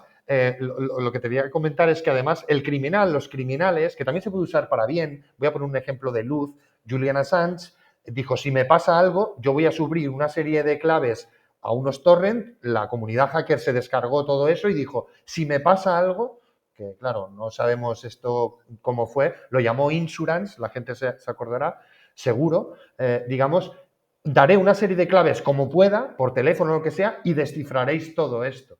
Y no sabemos, yo tengo los ficheros, hasta por ahí, los tenemos muchos hackers y no sabemos lo que hay ahí. Evidentemente, depende del método que sea, está O complicado. sea, ¿no? ¿Me entiendes? ¿No? Sí, También sí, puede sí, servir como salvaguarda. O sea, también, publicar efectivamente. algo que todo el mundo lo tenga y decir, como me pase algo, os digo la clave y el Sí, mundo. bueno, es que incluso, pero por ejemplo, este mismo ejemplo ha pasado incluso en Estados Unidos, pasó Ujú, a una organización de pedófilos ujú, que no pudieron hacerles nada porque ujú, tenían todos los mensajes cifrados. ujú. O Claro, sea, perdona, todas las imágenes cifradas, con lo cual no te claro. podías acusarles de nada porque ellos no les dio la gana dar La la clave clave, y claro. punto pelota. Es decir, digamos, de organización criminal, eso también es un... Claro, Es decir, siempre hay la parte buena y la parte mala. claro, porque en una clave de carácter simétrico donde tú guardas una password, que generalmente es una palabra, un grupo de palabras, digamos, no sé si claro, militarmente habrá muchas técnicas, pero no sé si a nivel legal tú te puedes simplemente negar a dar esa clave y ya está, ¿no? Depende del país, Depende del país. depende del país. Hay países, por ejemplo, en Francia, si tú te niegas a dar la clave, se considera un delito. Ah, vale. O sea, te Entonces, castigan, claro. te castigan. Depende de qué país, pues no. Es decir, va en función de la legislación de cada país. Ten en cuenta que cada país, además, hay cosas que son rarísimas. O sea, por Ujú, ejemplo, tú no puedes comprar material de cifra, aunque ujú, sea antiguo, ujú. en Estados Unidos, Ah, porque claro. se considera, tiene la calificación de munición. Flipa. Qué En bueno. cambio, tú puedes comprar un libro donde está la descripción de ese algoritmo sin ningún problema. Ujú, O sea, buenísimo. pero una implementación de ese algoritmo no puedes comprarla. Buenísimo. Y además, has dado con una clave muy buena mencionando estos pedófilos. Una de las cuestiones que siempre hemos visto en Internet, que va como por oleadas los hackers desde los años 90, es que con la excusa de la pedofilia se ha atacado al cifrado. Muchas veces, sobre todo el de Internet. Es decir, oye, es que, mira, es que los pederastas lo usan, entonces no hay que cifrar, ¿no? No, Eh, no es la solución. La solución es simplemente, legislativamente, en el caso de que se considere que ha habido un delito, ujú, que si la persona se niega a descifrar un determinado conjunto de ficheros que son presumiblemente una prueba contra él, ujú, pues oye, que tenga digamos, una calificación penal. ujú. Eso sería más lógico que decir, no, no, vamos a quitarlo todo porque alguien puede utilizarlo. Esto es Ujú. como decir, oye, alguien puede utilizar un cuchillo para matar a alguien, vamos a quitar todos los cuchillos, Todos a los ver cómo cuchillos, sí. le corto la carne. Ujú. Sí, claro, pero es que claro, no les interesa en estos sistemas que antes he mencionado yo, Carnívoro, Ekelon, pero que aquí tenemos Sitel, que hay otros muchos más, no les interesa que la ciudadanía cifre, porque digamos incluso a las empresas, porque si sus negocios se basan en recopilar datos, si esos datos no sirven están cifrados, se les Utilizar, acaba, se les no, acaba el business. sí, Claro. sí. O sea, para mí el cifrado, digamos, la criptografía es súper disruptora, para que lo entienda también la audiencia, es muy disruptora a todos los niveles, social, económico, militar, político, activista. Es una herramienta cyberpunk total. Quiero decir, en ese sentido creo que ojalá el cifrado, digamos, se use para algo más que para el ransomware, como comentabas. Sí, desgraciadamente últimamente hay más, es muy, muy frecuente Se que abre pase. más de eso, sí. Y aquí, un poco terminando este bloque, la última cuestión que te voy a hacer es, ¿tú qué piensas de este tipo de filtraciones que lo hemos hablado antes, de datos confidenciales, tipo los papeles de Panamá, las cuentas del PP aquí en España, etcétera? Hombre, tiene una cosa que está bien, que es decir, que al menos que la opinión pública, digamos, sepa qué es lo que está pasando en determinados casos. Quiero decir, que en realidad en muchos casos ya se sabe, se intuye, pero Ujú, no se sabe, pero como mínimo allí hay una cierta, digamos, una cierta comprobación de que está pasando algo y de que, digamos, las fuerzas y cuerpos de seguridad del Estado, lo que es el propio gobierno, tienen que actuar sobre esos casos. Y otra que, lo que hemos dicho antes, no existe la seguridad absoluta. Por ujú, un sistema que permite que alguien pueda filtrar todo eso, no es un sistema seguro. ujú. Claro, Con lo es cual que hay algo que falla en ese sistema. esta cuestión es muy importante para un canal como este, donde nuestra audiencia son hackers, porque muchos de estos hackers se juegan su libertad, se juegan su vida para acceder a lugares, y además la idea que tenemos estereotípica del hacker es este personaje que se cuela en ordenadores y extrae información y se la entrega al mundo, generalmente con cierta justicia. Y por eso me gusta hacer esta cuestión digamos, la gente que nos acompaña, también para que vean estos hackers si merece o no la pena ese sacrificio. Porque mira lo que le pasó a Julian Assange. ¿Crees Sí, que merece la pena ese sacrificio? eso ya es una cuestión personal, por decirlo de alguna manera. Es algo que una persona decidirá en algún momento, por la razón que sea, hacerlo o no hacerlo. Esto es lo mismo que lo que decíamos. ¿Merece la pena jugarse la vida por salvar a alguien? En ese momento puede ser que consideres que sí, que tienes que hacerlo, y hay gente que lo haría y hay gente que no lo haría. Buenísimo. Es una cuestión, digamos, de responsabilidad propia y de forma de ser de una persona, por decirlo de alguna manera. Muy bueno. Y aquí también esta cuestión, porque claro, en las cuentas del PP, los papeles de Bárcenas, la caja B, digamos, del partido político en España, que en ese momento estaba en el poder, un poco para la audiencia que nos escucha de otros lugares, digamos, se publicaron, un grupo de hackers, anónimos, quien fuera, los publicó, y aparecieron cosas como M. Rajoy. La verdad es que muy cifrado no estaba. El presidente del gobierno se llama Mariano Rajoy. Y esto judicialmente no ha llegado a nada. Entonces, tú ves también, porque claro, o sea, lo que te quiero decir es, dices, es más para la opinión pública, no para la justicia, ¿no? La Realmente. opinión pública.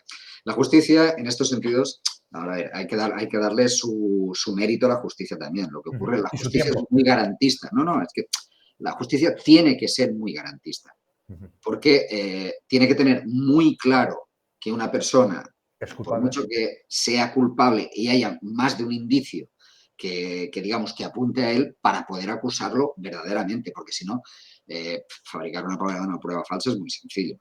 Total. Entonces, claro, en este sentido, yo no puedo acusar a la justicia de no haber actuado, sino simplemente, quiero decir, la lástima es que no haya tenido suficientemente pruebas para hacerlo. No en este caso, sino, quiero decir, en cualquier caso, un juez, yo particularmente me pongo en su lugar y oye, cualquier actuación que yo haga puede enviar a una persona a la prisión, y puede ser que ese hombre sea inocente. No es la primera vez que ha pasado. Sí, Entonces, indubio pro reo, ¿no? En sí, caso de dudas, siempre a favor siempre a de... favor del este. Claro, en este caso, si yo tengo la suficiente certeza y tengo las suficientes pruebas como para acusarlo, evidentemente lo haré. Pero claro, si la cosa me Sí. patina, por decirlo de alguna manera, Pero es que, claro, José Ramón, las pruebas estaban en un disco duro no precisamente cifrado, que no, rompieron con un martillo, que formatearon muchas veces y tal. O sea, es que, sí, todos claro, sabemos que luego eso se puede si sacar. tiramos de hilos ahí, pues bueno, pruebas había. Sí, ¿Eh? Pero, sí, pero no. Es decir, otro tema es la disponibilidad que haya para hacerlo, o quién se encargue de hacerlo, o la capacidad de la persona que vaya a hacerlo, que son tres cosas diferentes. bueno, yo doy por hecho, tú has hablado de garantías, yo doy por hecho que la cadena de custodia de las pruebas de cualquier caso debería ser algo, vamos, sagrado. El romper cualquier parte de la cadena de custodia significa automáticamente invalidar la prueba. Total, para mí, o sea, eso significa una violación del Estado, del statu quo. O Sí. sea, Es decir, cualquier paso que se deje de la cadena de custodia automáticamente invalida la prueba. Lo que ocurre es que también ten en cuenta que, por ejemplo, la auditoría informática, que es un tema que más o menos conozco un sí, poco, la eh, forense, ¿no? sí, la informática forense tiene un problema grave, y es que, claro, se considera circunstancial. Ostras, ¿Por qué? circunstancial, pero si es algo matemático, si tú puedes ver los Sí, números ND5 de cada fichero y saber que son pero ¿quién es inamovibles. el que lo ha hecho? El No autor. puedes saberlo. Bueno, siempre se puede espufear, ¿no? Claro, sí, pero... ¡guau! Ese es el problema. Ese es el problema. Es lo que te comentaba. Quiero decir, Buenísimo. claro, te encuentras con que pasa igual que si ahora, por ejemplo, me dices, mira, una prueba que voy a sacar ahora, pero has hecho cualquier modificación. Simplemente que me ponga a abrir un texto, ya modifica el estado en el que Claro. estaba el ordenador en ese momento. Ya implica un fallo en la cadena de custodia. Entonces, cualquiera te puede echar para abajo eh, digamos, esa prueba. Claro, sí, sí. Claro, se considera circunstancial precisamente por eso, porque tú tienes puedes saber cuál es el ordenador en el que se ha hecho, puedes saber cuándo se ha hecho, Ujú. pero no puedes saber quién lo ha hecho. ¿Quién lo ha hecho? Ujú. Y ese es el problema. Bueno, y aquí te voy a llevar una pregunta un tanto filosófica, es una pregunta que solemos hacer, que tiene referencia con la película de Matrix, que es al respecto de cuando Morfeo le da a elegir a Neo dos pastillas, ¿no? En referencia a una que le permite aceptar una verdad incómoda y llena de sufrimiento, pero una verdad al fin y al cabo, o la pastilla azul, que es vivir un poco como hace Cifra, precisamente, que es el nick que tiene este personaje, ¿no? Un poco Judas dentro de esta historia, que es permanecer en la comodidad de la ignorancia. ¿Tú qué elegirías? La roja, sin duda. O sea, lo tengo clarísimo. Y- Prefiero saber lo que, aunque sea muy incómodo, conocer la verdad y luego me adaptaré y haré lo que tenga que hacer, tomaré las decisiones que tenga que hacer, pero con conocimiento de causa. Y este Eh, a nivel individual, pero fíjate esta cuestión.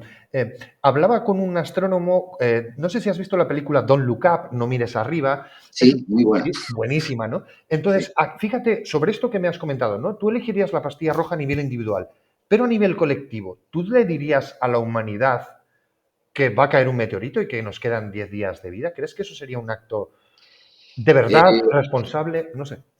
es complicado. Ujú. Sí, vamos a ver. El tema aquí no es el que digas a la gente la verdad o no.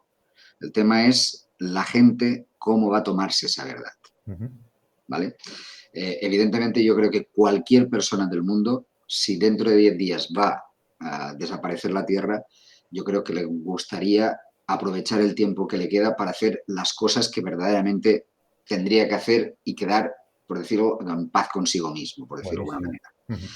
Pero claro, el problema está en la gente que no es capaz de asimilar que esa verdad sea cierta o que ten en cuenta que muchos, por decirlo de alguna manera, en situaciones de un estrés muy elevado, la gente es capaz de reaccionar de unas maneras verdaderamente que no Previsible. tienen nada que ver, imprevisibles. Ujú. Y siempre habrá gente que pensará que puede haber algo que puede salvarle de alguna manera y que incluso sería capaz de ¿cómo se llama?, de llegar a extremos que en un caso normal no llegaría nunca. Ujú. Claro, aquí el punto no es decir, te digo la verdad o no te digo la verdad. El problema aquí es determinar si decir esa verdad va a permitir Ujú. que la gente aproveche esa verdad para o no lo va a permitir. Ujú. Por Ujú. eso te digo que no es la pastilla roja o la pastilla azul. Mm. Es un poco más que eso. Claro, por eso elevo esta cuestión. Yo daría la noticia. Sí, sí, yo también. Realmente, lo tengo claro. O sea, hay que conocer la verdad. Y es lo que dices, porque es un tema de justicia, que luego pasarán miles de injusticias en ese tiempo, pero la verdad hay que conocerla. Sí, es un derecho de Es todas las un personas. derecho fundamental y luego que cada uno pues apechugue con su Dios o con su deidad o si no la tiene con lo que quiera. Pero yo ahí lo tengo clarísimo. Sí, Y no, también, como tengo claro, José Ramón, que la humanidad no está preparada para... no, Bueno, no. o sea, ¿Has visto la película esta, a buscar un amigo para el fin del mundo? no, no, buenísima, no, no, no, Es no. muy buena, muy buena. Quiero decir, plantea este caso. Ujú, Plantea este caso y además, pero a un nivel íntimo, por decirlo de particular, claro. te la recomiendo. Es una película antigua, pero, Que sepa pero nuestra audiencia, la pondremos por la descripción en Filmin o donde sea para que gente tire del hilo. Muchas gracias. Y aquí te voy a hacer otra cuestión, también un poco filosófica, también tiene que ver un poco con el individuo, y es, si tú pudieras hacer una pregunta, digamos, y obtener una verdad y comprenderla, y, imagino que a veces entender una verdad sobre algo que es verdadero, ¿no? Es muy complejo, pero imagínate que tuvieses esa capacidad. ¿Qué preguntarías? verdaderamente no lo sé. Hay muchas preguntas en este sentido. Mira, quizá por lo que hemos comentado antes, Ujú, quizá una pregunta que sería, ¿la humanidad llegará a aprender algo de lo que estamos haciendo y digamos, de su historia? Es decir, ¿conseguiremos ser mejores ujú. basándonos en las experiencias que hemos tenido previas? Qué bueno. A día de hoy todavía no hemos Eso conseguido está en ni, duda, sí. O ni sea, medio. ya es como llegar a no autodestruirse Y por otro lado, ¿se aprenderá? O sea, ¿se saldrá ya de este rollo de las guerras y de todo este rollo y tal? Es muy buena cuestión. Es muy, muy, Sí, muy ya buena esta. ¿cómo se llama?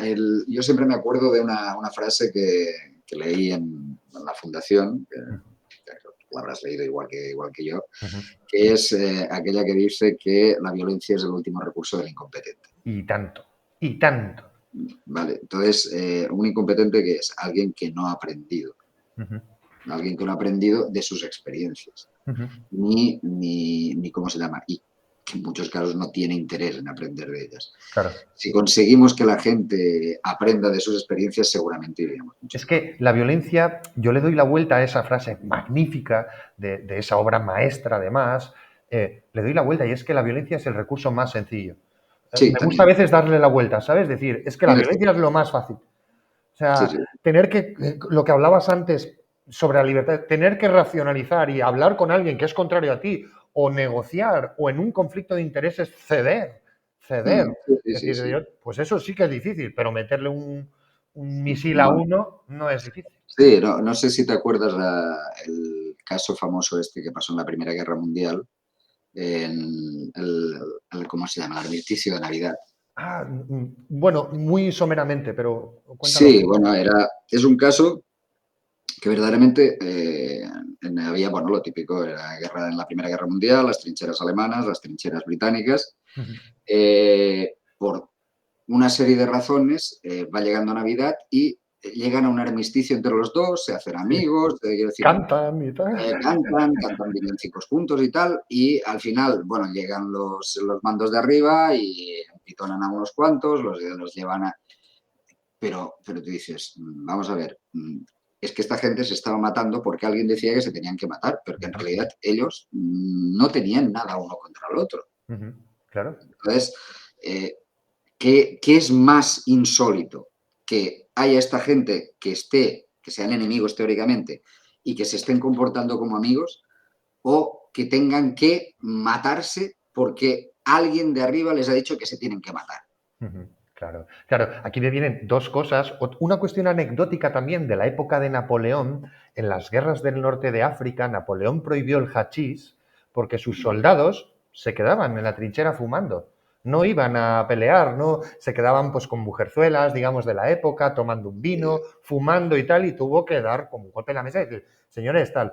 Otra cuestión interesante, estadística, en la guerra de Vietnam se pusieron datos sobre, digamos, un poco las bajas que tenía y un poco la interacción de los soldados en la propia guerra. Se decía que solo un 20-22% de los soldados acababa disparando.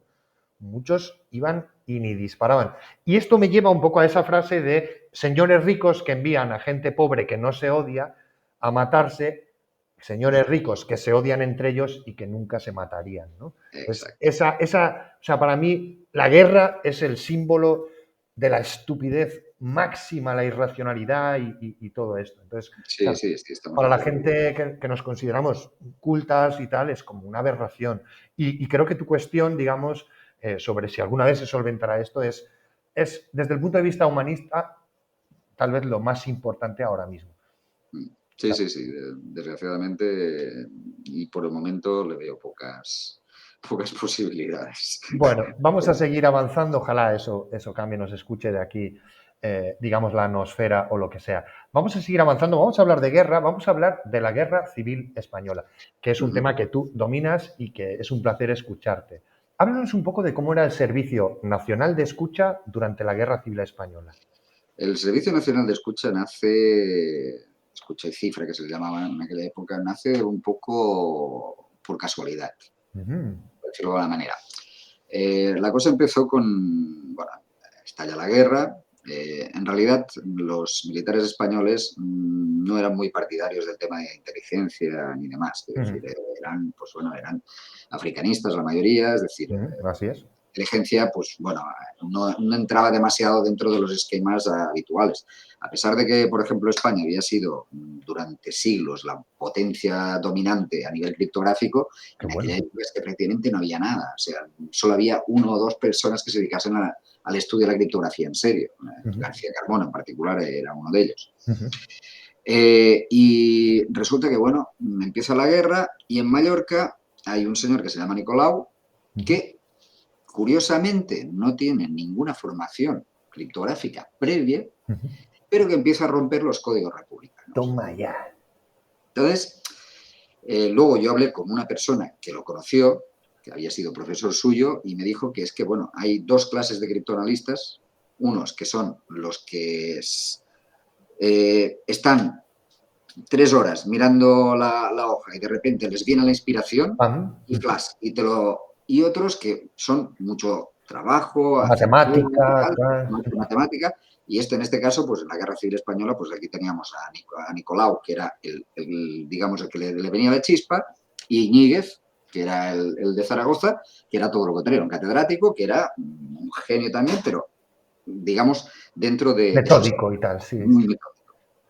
Entonces, este hombre empieza a funcionar bastante bien y empieza a romper bastantes claves. Bueno, llegan los alemanes y los italianos y empiezan a hacer escucha y ¿cómo se llama? Y hacer algo de criptoanálisis también. Entonces, claro, se empieza a ver que, bueno, oye, que esto funciona, sirve para saber qué está haciendo el enemigo, cuáles son sus intenciones. Anticiparte, claro.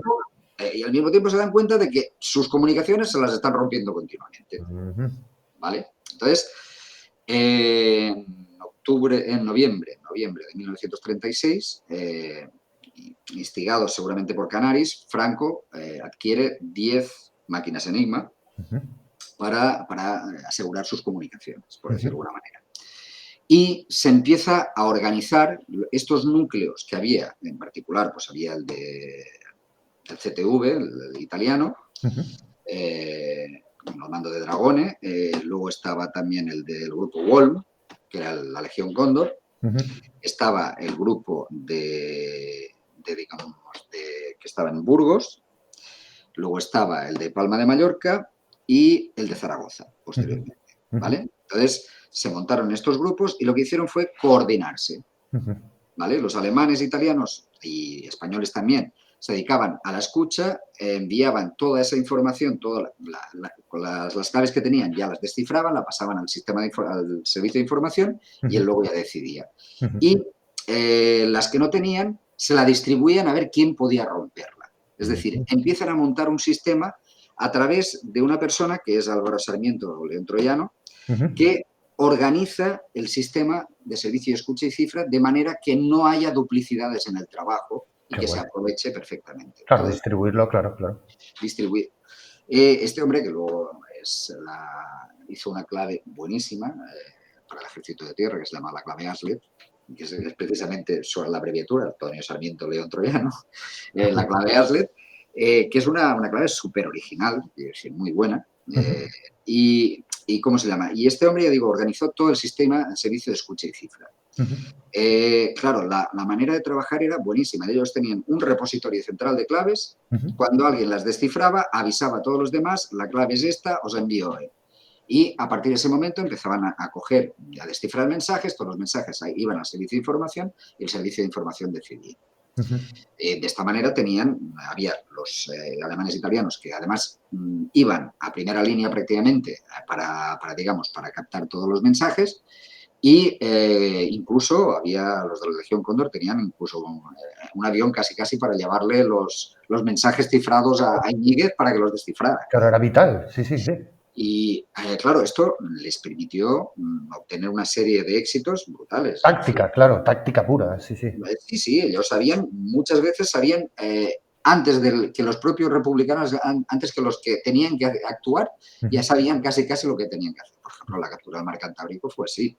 Es decir, la captura del mar Cantábrico, habían roto la clave del mar Cantábrico y sabían por dónde iba a pasar y lo sabían todo. Wow. Es decir, hubo casos que son... Porque los republicanos usaban telégrafo, usaban radio, ¿cuál era? Las radios, normalmente lo que se hacía se enviaba por radio. Lo que ocurre es que las radios de aquella época ya sabes que no eran las de hoy en día. Entonces, las radios de aquella época, aparte de que eran muy pesadas y tal, eran, por decirlo de alguna manera, trabajaban en Morse generalmente. No por nada, no por nada, sino por dos razones básicamente. Una, porque a la hora de cifrar, pues más fácil, es decir, ya envías el mensaje cifrado con Morse, y la otra sobre todo porque el enviarlo por Morse te permitía ampliar la distancia a la que llegaba el mensaje. Las radios en aquella época tenían poca potencia y lo que hacía esto era duplicarlo. Si lo hacías en fonía, pues igual te llegaba a 5 o 10 kilómetros y de la otra manera te llegaba a 15 o 20. Sí, claro. Y además atacar antenas y todo esto, que la radio se basaba mucho en estaciones base, era mucho más sencillo que Sí. No, Morse. incluso, bueno, si llega, bueno, algún día luego si quieres ya te enseñaré una ¿cómo se llama? Fotos de ¿cómo se llama? De camiones con antenas, Claro. especialmente precisamente para hacer criptoanálisis, para hacer escucha y luego, ya digo, recopilarlo y enviarlo a los centros de criptoanálisis. Brutal, brutal. La verdad es que el sistema que tenían estaba muy bien montado, ya digo, además tenían gente muy, muy buena ¿cómo se llama? Luego había una persona, por ejemplo, Solabre, que era un experto en criptografía, pero en diplomática. Luego, después de la ¿De la guerra? guerra, se quedó, Solabre estaba militarizado, no era militar, Juan Solabre. Este hombre era se le conocía porque siempre iba por el rastro a buscar códigos telegráficos antiguos y utilizaba esos códigos telegráficos antiguos como base para romper los códigos diplomáticos. Buenísimo. Y los ingleses, los británicos, siempre han enfadado de que no habíamos roto ninguna clave, pues Solabre había roto su clave diplomática. O sea que se sabía.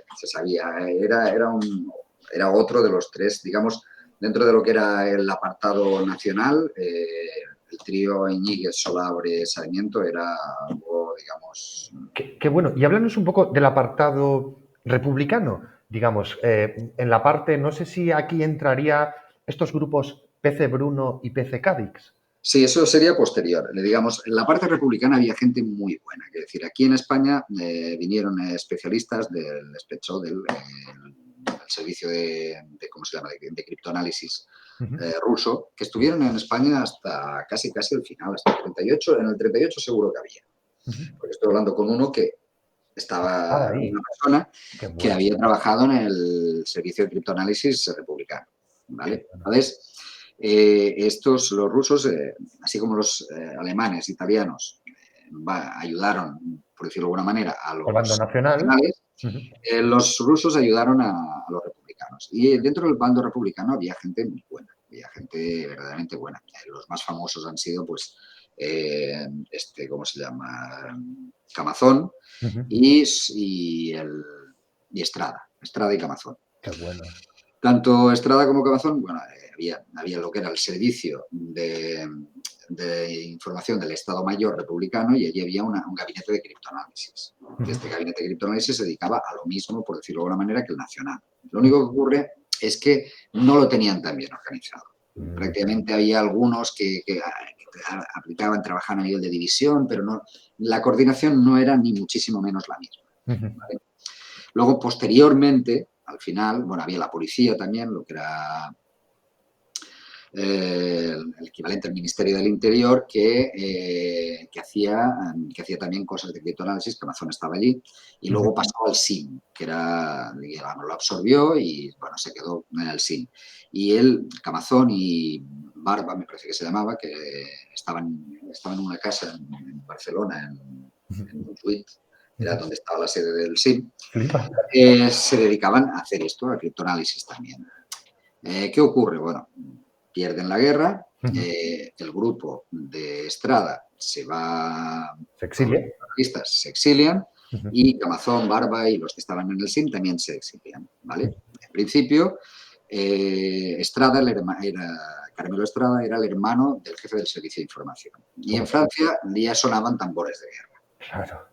Entonces, el jefe de los servicios de criptoanálisis franceses se puso en contacto con el jefe de los servicios de información, con Estrada, con Manuel Estrada, para preguntarle sobre los criptoanalistas españoles. Y le dijo, pues sí, mira, está mi hermano y están este, bueno, y cogió a ese grupo, por decirlo de alguna manera, y se lo llevó para trabajar con ellos. Buenísimo. Más adelante entran también el Faustino Camazón y Barba. ¿vale? Inicialmente el jefe por lo que he podido deducir y demás, el jefe inicialmente era Carmelo Estrada. Empiezan digamos, por decirlo de alguna manera, entran en un grupo en el que también están los polacos que habían roto Enigma. Qué bueno, ¿vale? aquí se une toda. Ya estaba la segunda ahí, ¿eh? Claro. Sí, estaba casi. Era lo que se llamaban el PC Bruno. Claro. ¿Vale? Empieza la guerra y los del los polacos se huyen primero a la embajada británica, que no los acoge, y se van a la francesa, que dicen, vete para casa. Y se los trajo directamente, se metieron todos en el PC Bruno, que se llamaba, y había empezado la guerra, y estaban los españoles y los polacos, ¿vale? Que formaban el PC Bruno. Y ya digo, posteriormente vino este Comazón, y luego posteriormente, un año después, Carmelo Estrada se fue y el que pasó a ser el jefe del grupo fue Camazón, Faustino Camazón. Básicamente porque tanto Estrada como Camazón hablaban francés. Amigo, claro. Y claro, para comunicarse con sus jefes, en aquella época, pues lo lógico era que hablaran francés. Entonces, ya empiezan a trabajar los españoles en el PC Bruno. De repente, bueno, se dedican a romper enigmas, se dedican a romper, ¿cómo se llaman? Códigos españoles, códigos italianos, porque los españoles se llevaron todos los códigos que habían roto de los italianos. Anterior, claro. Exacto, entonces los franceses los utilizaron también. Posteriormente, pues bueno, cuando Francia cae, ellos se van al norte de África. Joder. Y, digamos, se ponen en la zona francesa libre, donde se organiza un sistema de escuchas, que lo organiza Bertrand también, ¿vale? Entonces, allí se dedican a hacer escuchas y criptoanálisis también. Y lo que van haciendo es, después, vuelven a lo que se llamaría el PC Cadix, ¿vale? Que está en Uces. PC en realidad es puesto de mando, pero como queda PC, queda más bonito, pues le llaman PC. Sí, vale.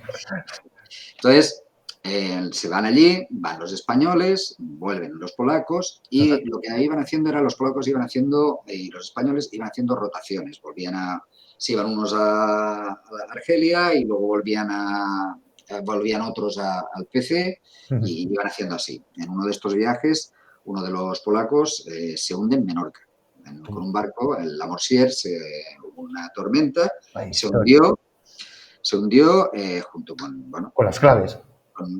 Con una máquina Enigma y dos o tres de los polacos que se encargaban del tema. Uno de los criptoanalistas y dos de los encargados de escuchas y servicio técnico. Y bueno, siguen haciendo todo el tema ¿vale? Hasta que al final los descubren, tienen que coger puerta, pasan por España, en España los capturan, los encierran en una prisión. Y los servicios británicos consiguen sacarlos a través de Portugal y se los llevan a Inglaterra. Brutal. Es es una historia de cine brutal que se puede hacer aquí en España. ¡Guau! Vaya sí, los españoles se largaron un poco antes de que el PC Cádiz fuera desmontado, se largaron un poco antes y estuvieron hasta el final de la guerra descifrando códigos en el norte de África. Vale. Y luego en Estados Unidos se pierden un poco, o siguen por allí con... Lo que pasó después es un poco raro, es decir, es un poco ¿cómo se llama?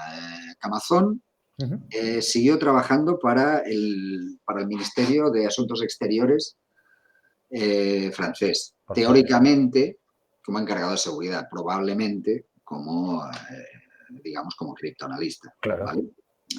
Luego, los otros también hubo un par que se quedaron, 2 o 3 que se quedaron por allí, otros que se fueron a...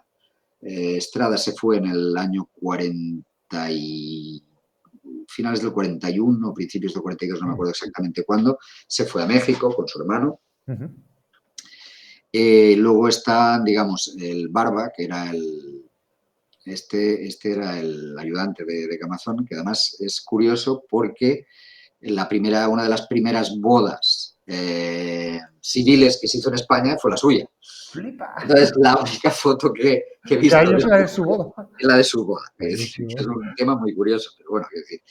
Y luego, ya te digo, hay una serie de actuaciones, digamos, a nivel... Luego los españoles se quedaron allá, los americanos hicieron alguna Ujú, cuando fuera a ver qué es lo que tenían los franceses en el norte de África cuando hicieron el desembarco y después, posterior, ujú. y hablan de que el núcleo fundamental del criptoanálisis francés eran los españoles. Buenísimo, Vale. buenísimo. Me encanta esta historia, no solo porque eso se puede hacer una película brutal, no hace falta Sí. irse a los americanos, y luego también porque se habla mucho de Alan Turing, ¿no? De cuando estaban con la máquina Enigma Turing allí. estuvo en el PC Bruno. Claro, por eso, porque los españoles también estaban ahí, o sea, estaban en el PC Bruno, eran todos ese equipo.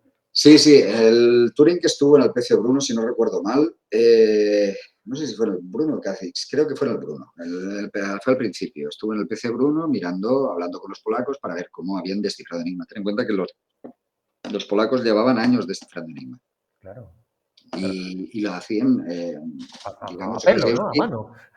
no, y luego inventaron lo que le llamaban la bomba, que era una manera, una cosa que lo que hacía era ir moviendo rotores hasta encontrar la Por combinación fuerza correcta. bruta, ¿no? Cha, cha, cha, Sí, cha, sí, cha. sí, sí, a base de fuerza bruta. Bueno, ellos ponían una serie de ajustes para que, por lo que pensaban ellos. Habían inventado también las hojas de Zygalski, que eran unas hojas para poder ver exactamente qué combinación podía ser la buena. Habían hecho toda una serie de trabajo brutal. Eran tres matemáticos muy buenos y la verdad es que se notó.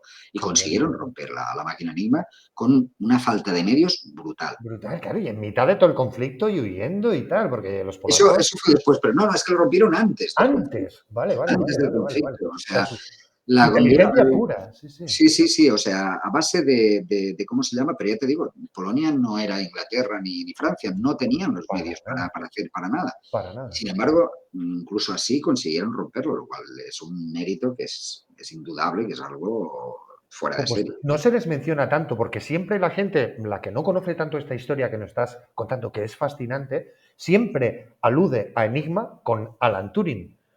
Cuéntanos, o sea, Alan Turing, ¿qué hizo? ¿Sistematizó? No, ¿Creó un computador o cómo? Alan Turing, que era un genio, por decirlo de alguna manera, sí, sí, pero, quiero decir, hombre, por ejemplo, Gordon Weisman, que también estaba en el grupo de Turing, a nivel de ingeniería, pues, es decir, si no hubiera sido por Weisman, seguramente el Turing no hubiera llegado a hacer lo Construyó que la hizo. máquina, claro. Es decir, aquí hay, por decirlo de alguna manera, Turing que era un teórico, y era un teórico muy bueno.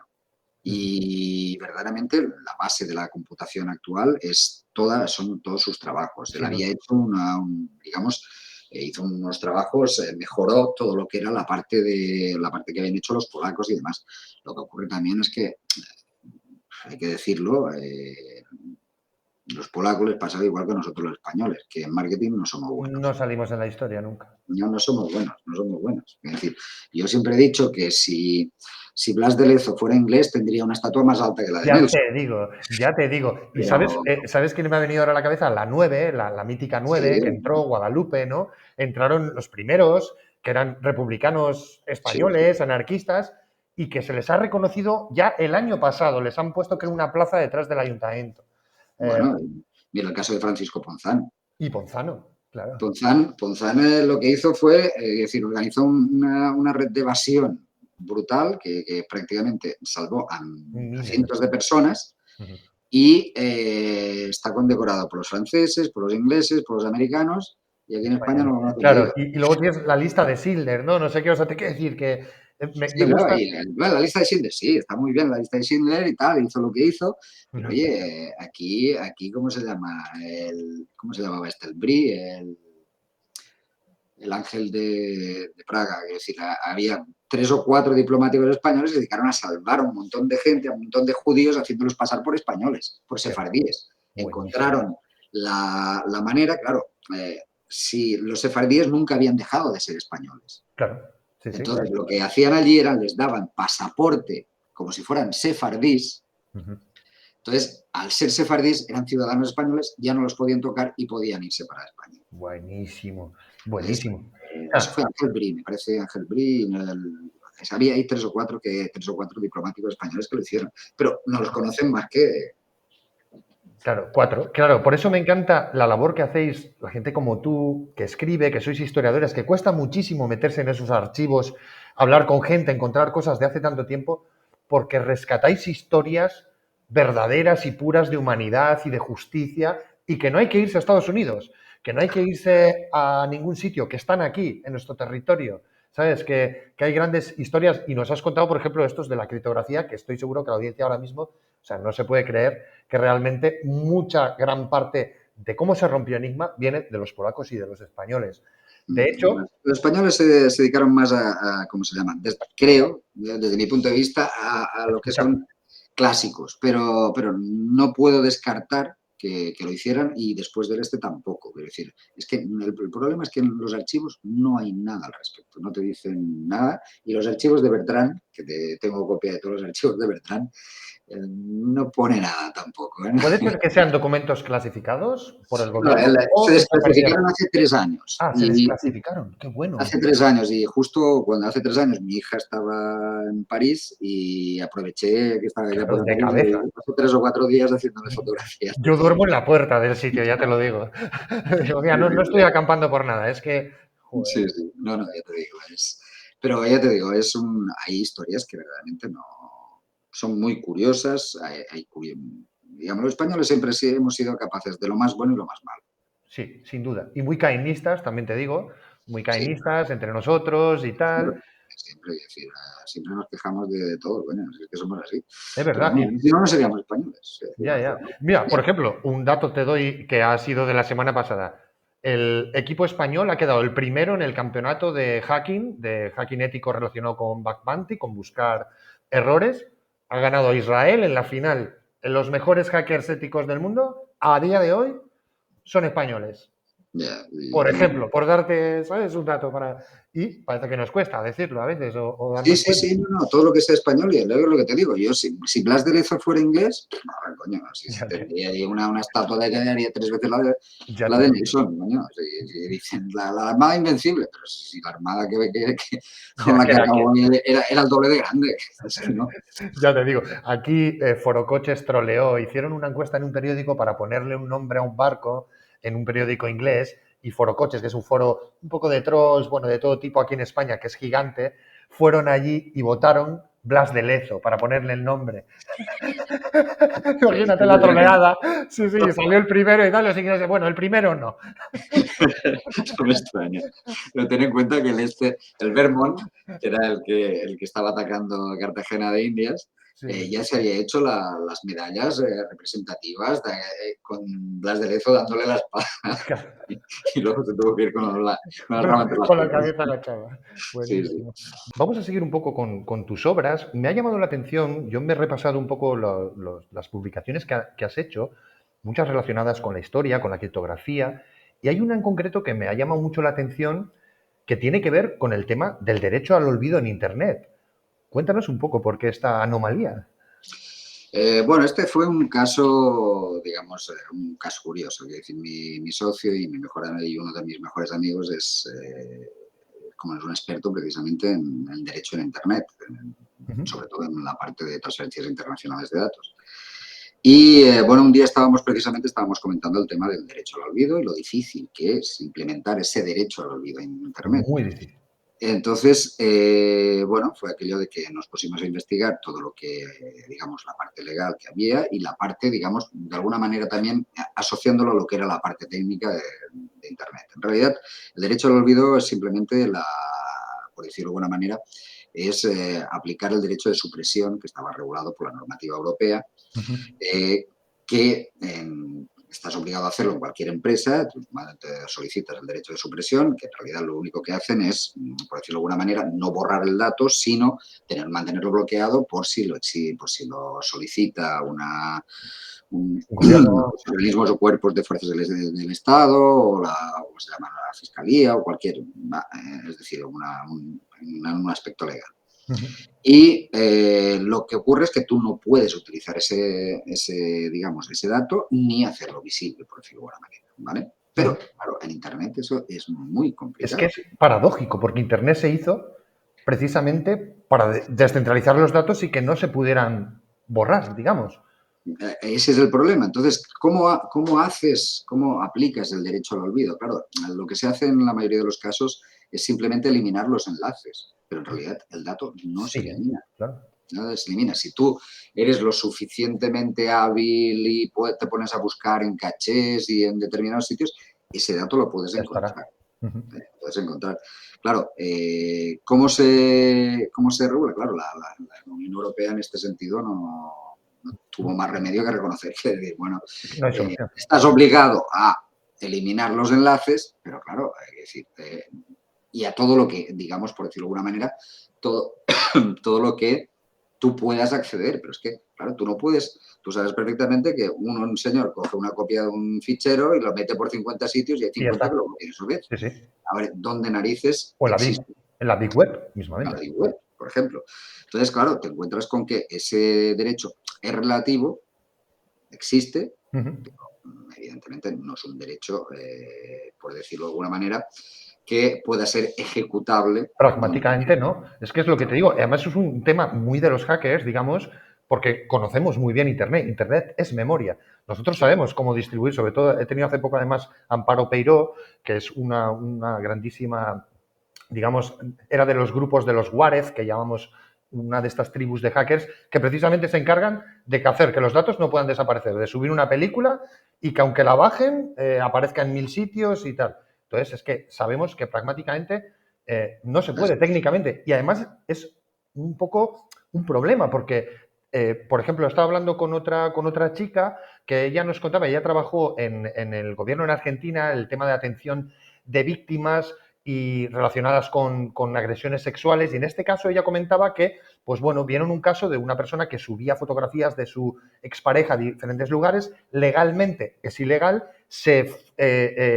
llamó a este derecho al olvido. Efectivamente, se puso en comunicación con las empresas para que dejaran de indexar estos datos y tal, pero a día de hoy siguen estando ahí y siguen Y seguirán apareciendo. estando, y seguirán O sea, estando.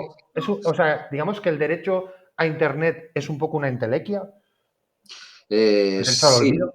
sí, no, el derecho al olvido evidentemente es una entelequia. Es decir, se puede, digamos, tú lo único que puedes hacer es ejercer ese derecho delante de la empresa y esa empresa lo que hará será eliminar todos sus enlaces. Pero evidentemente es imposible saber qué Claro, enlaces ha habido ni qué repeticiones que no hay una traza, no, no, ¿cómo No, trazas no, no, eso? no. Es que además tampoco tiene que haber trazabilidad, porque si hubiera trazabilidad, eliminaría precisamente la gran ventaja de Internet, que es la Buenísimo, libertad con la que tú puedes actuar dentro de Internet. buenísimo, buenísimo. Te voy a llevar ahora a otro tema y es un poco otro de estos grandes obras. En este caso hablabas de los nazis.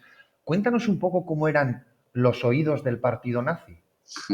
Esto se refiere a lo que se llamaba el Forschungsamt. Bueno, mi alemán evidentemente no es demasiado. Quiere decir, básicamente traducido es oficina de investigación. Ujú. Esto, a ver, los nazis tenían una particularidad y es que no se fiaban ni de su Ni padre. de ellos mismos. No, y ellos mismos entre ellos no se fiaban. O sea, allí había varios servicios de inteligencia, por decirlo de alguna manera, porque uno no se fiaba del otro, Ujú. básicamente. Claro. Entonces, Goering, que era en aquella época, al principio tenía mucho más poder de que, digamos, era prácticamente el segundo hombre a bordo Ujú. de tal, montó un servicio de información Ujú. y para camuflarlo un poco, lo puso dentro de su ministerio, del Ministerio del Aire. ¿Vale? Entonces, este servicio de información, que se llamaba el Forschungsamt o Oficina de Investigación, se Ujú. dedicaba a, por decirlo de alguna manera, a pinchar todas las conversaciones telefónicas, Internas y externas, claro. internas y externas, no, y además las grababan todas, Toma ya. incluso las suyas, es decir, incluso las del propio Goring quedaban grabadas. Se hacían traducciones de lo que se había hablado y demás, todas las, ¿cómo se llama? Telex, telegramas, todo, claro. Cuando había también se dedicaban, bueno, también hacían escucha de radio y tenía un servicio de criptoanálisis también. Ujú. Claro. Entonces, esta gente, por decirlo de alguna manera, es un organismo poco conocido dentro de lo que es el ámbito de los servicios de información nazis. Sí, se habla de las SS, pero claro, Este era este era puramente, paralelo. sí, sí, era totalmente paralelo. O sea, es más, colaboraba con la SD, pero que era el servicio de información, ¿no?, de nazi, Ujú. pero por decirlo de alguna manera, iba en paralelo. Ujú. Y es más, había otro que era el de Robón, ¿cómo se llama? El del Ministerio de Asuntos Exteriores, que también tenía el suyo. Ujú. Y luego las SS tenían el suyo. O sea, Paranoicos y total, ¿eh? de todo, todos ¿cómo se llama? Todos se espiaban unos a otros. Ujú, Y este le fue muy bien, sobre todo a Hitler, para el tema de cuando hubo la conferencia de Múnich y ujú, demás, ujú. se dedicó ¿cómo se llama? A captar todas las hizo escuchas de todas las conversaciones telefónicas que se hacían y demás, y eso le permitió tener información confidencial para poder aprovecharla en su provecho. Claro, claro. Cuando empezó la guerra, el Fortune siguió actuando, lo que pasa que ya, digamos, empezó a colaborar más con lo que es el ejército y Ujú. demás, y se dedicaba a unos determinados, digamos, aspectos, digamos, dentro de lo que era el tema de criptoanálisis, colaborando con ellos. Pero ya digo, es un caso muy, muy poco conocido, Ya ves. y en su día, pues bueno, me hizo gracia y me puse a investigarlo, más que nada ya te digo, por hobby. Qué bueno, qué bueno. Y aquí te voy a preguntar, háblanos también de otro muy conocido, si sabes algo, si conoces, seguro que sí, que era la Stasi. La Stasi, bueno, la Stasi es posterior, es decir, la Stasi era, lo podríamos decir, que la OGPU, perdona, la NKGB, La NKGB al revés. Sí. pero en la República Democrática. Tenía muy mala fama y, bueno, evidentemente, ahora a ver, los servicios digamos, de información y sobre todo de contraespionaje Ujú. soviéticos eran muy, muy, muy duros. Muy duros, sí, sí. Ten en cuenta que la mayoría de eh, lo que es un estado policial puro y duro era el de la Unión Soviética. Es Ujú. decir, allí todo el mundo espiaba a todo el mundo. Claro.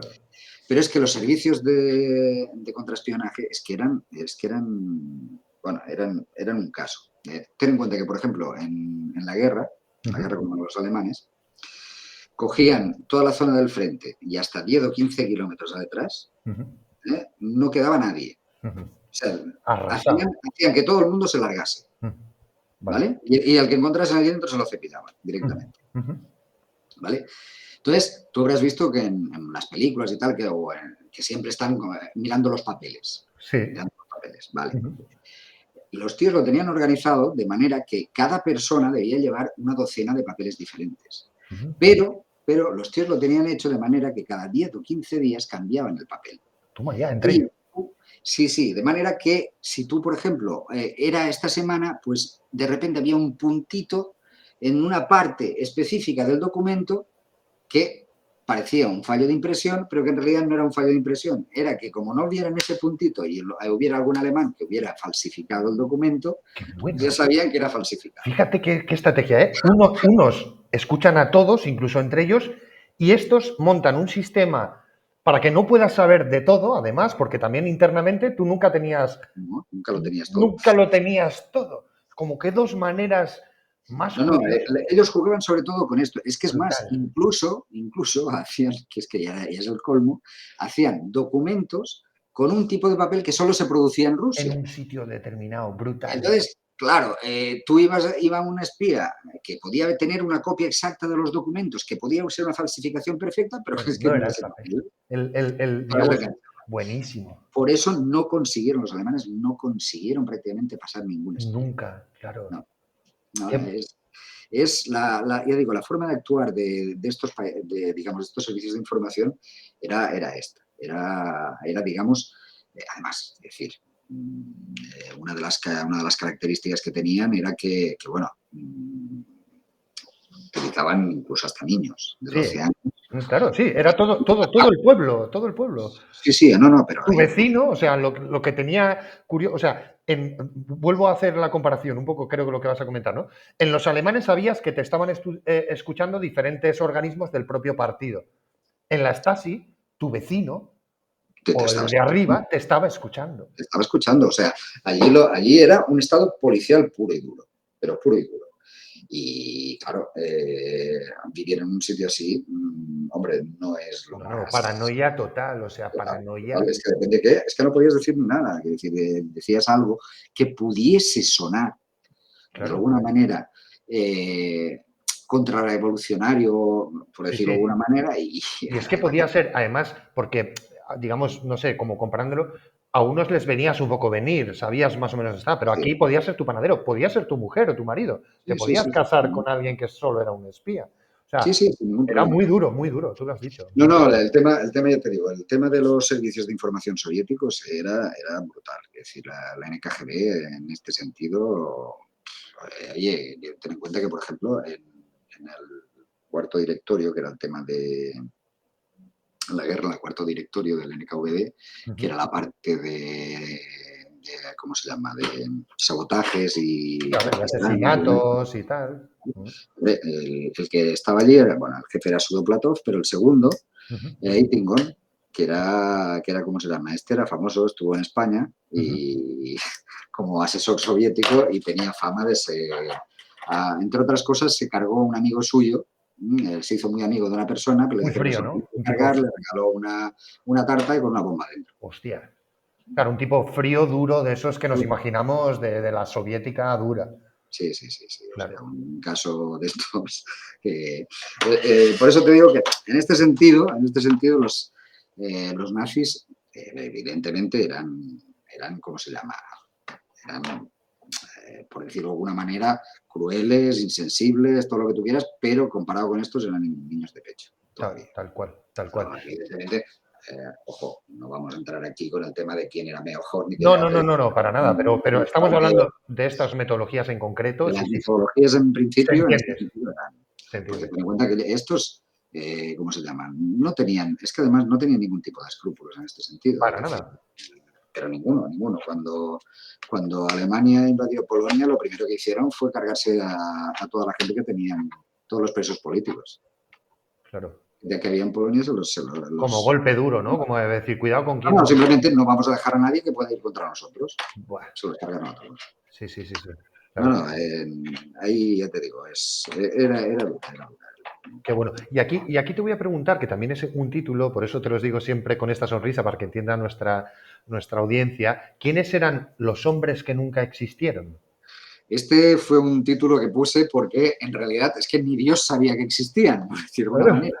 Eran todos estos españoles que estaban en el PC Bruno y PC Ah, Cádiz. vale, vale, vale, vale. Hasta hace 2 años solo se sabía el nombre de 2 o 3. Ujú. O sea, hace un par de años ya sí que se empezó a saber, se pudo saber quiénes eran definitivamente los nombres ¿Y de se estos. les reconoce institucionalmente de alguna manera? ¿En Eh, la memoria o, no sé, calles o cosas así? ¿O siguen siendo... bueno, hay una placa en un sitio donde dice que, bueno, que estuvieron los españoles y los ¿cómo se llama? Los polacos dentro, en el PC Cádiz, donde estaba el PC Cádiz. Ujú. En Nuces hay una placa dedicada a ellos y tal, pero no ponían ni los nombres ni nada. Ni No, nada. los nombres se ha sabido hace 2 o 3 años. No se Ah, sabía. pues y cinematografía, documentación, Sí, sí. ¿Hay algún Yo documental? participé en un documental, Qué bueno. que ¿cómo se llama? Que se llamaba Código Enigma, me parece que es. Código Enigma, ostras, me Sí. suena muchísimo. Y yo participaba en este, bueno, ¿cómo se llama? Creo que lo he visto, Código El Enigma. productor, de verdad, bueno, pues, por decirlo de alguna manera, una gran persona que Ujú. me pidió ayuda. Yo, bueno, me pidió ayuda, me dijo a ver si quería participar, le dije que sí. La verdad es que se portó muy bien, es decir, todos se portaron muy bien, yo intenté ayudarlos todo lo que pude Ujú. y al final él consiguió averiguar consiguió hablar con uno de los sobrinos de Bertrand, que tenía, digamos, algo de documentación sobre este y pudo averiguar los nombres de estos españoles y aparece al final, el nombre de estos españoles aparece al final del código. Buenísimo. Nuestra audiencia, buscadlo. Código Enigma. Seguramente esté por ahí. A mí me suena muchísimo. Sí, lo pasaron por Radio Televisión Española, Lo sí. pasaron por televisión española. Sí, sí, Sí, sí, sí, sí. sí. Pues habrá que volver a revisarlo. Y hablando de Enigma, creo que tienes una máquina Enigma por ahí. Bueno, es una Enigma NEMA, sí, una de 10 rotores, la suiza, sí, está aquí justo, Si si la quieres. quieres, vamos a hacer una pequeña parada y la vemos. Vale, pues aquí tenemos una máquina Enigma. Cuéntanos un poco, aunque sea con la voz en off. Esto es una Enigma que se llama Enigma NEMA. Ujú. Es una versión mejorada de la Enigma alemana, utilizada por los suizos. En lugar de tener 2 rotores, tiene pues 10 rotores. Toma ya.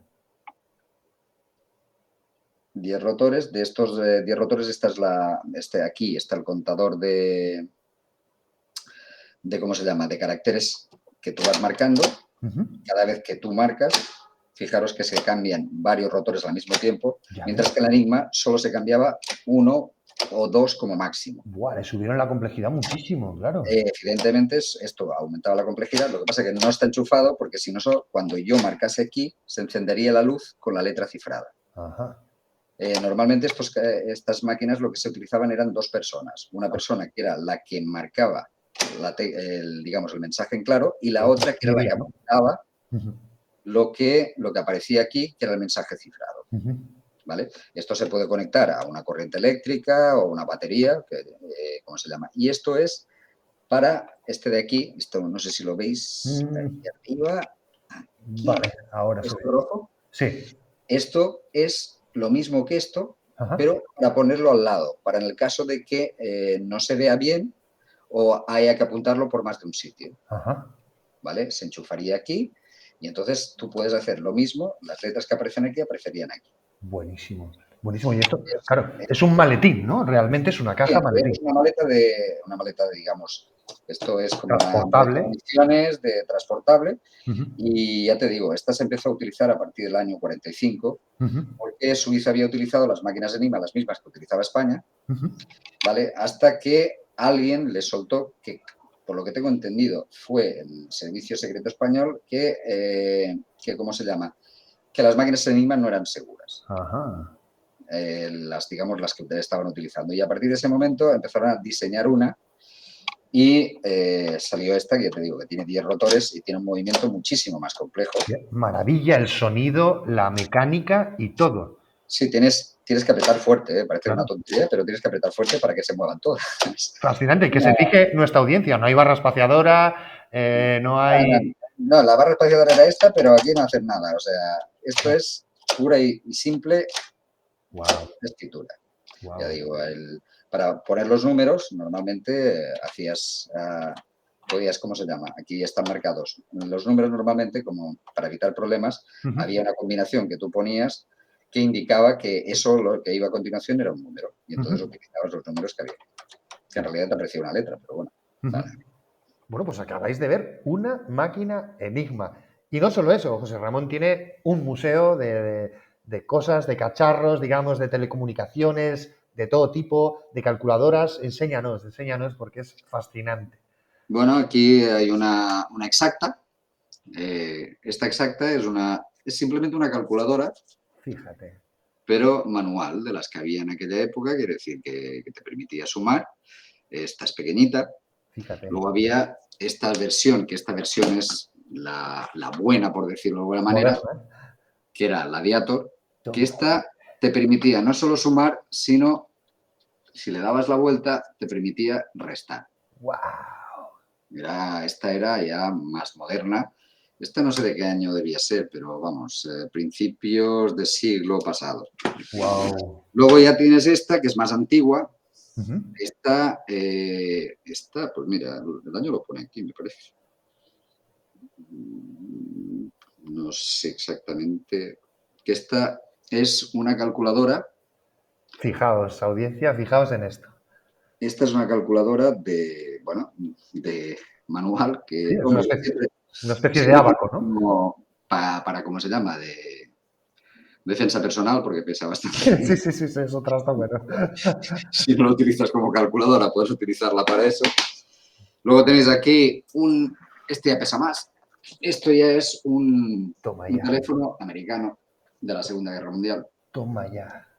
Aquí veis el esquema que tenían, lo veréis, este iba colgado siempre. Vaya, ¿Veis? Aquí tenéis donde se daba la manivela. La manivela.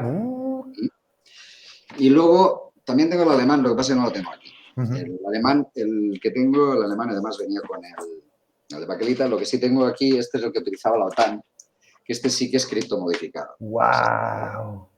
Fijaos qué máquina. Este ya es una máquina, digamos... Es un teléfono de campaña, esto se llevaba en mitad de una batalla, se llevaba allí. Se llevaba, se enganchaba lo que eran las líneas telefónicas y se utilizaba para, digamos, hablar entre Con los compañías. mandos y tal. ¿Y criptomodificado se refiere a que, digamos, Estaba, esa transmisión eléctrica o...? sí, estaba modificado, tenía ¿cómo se llama?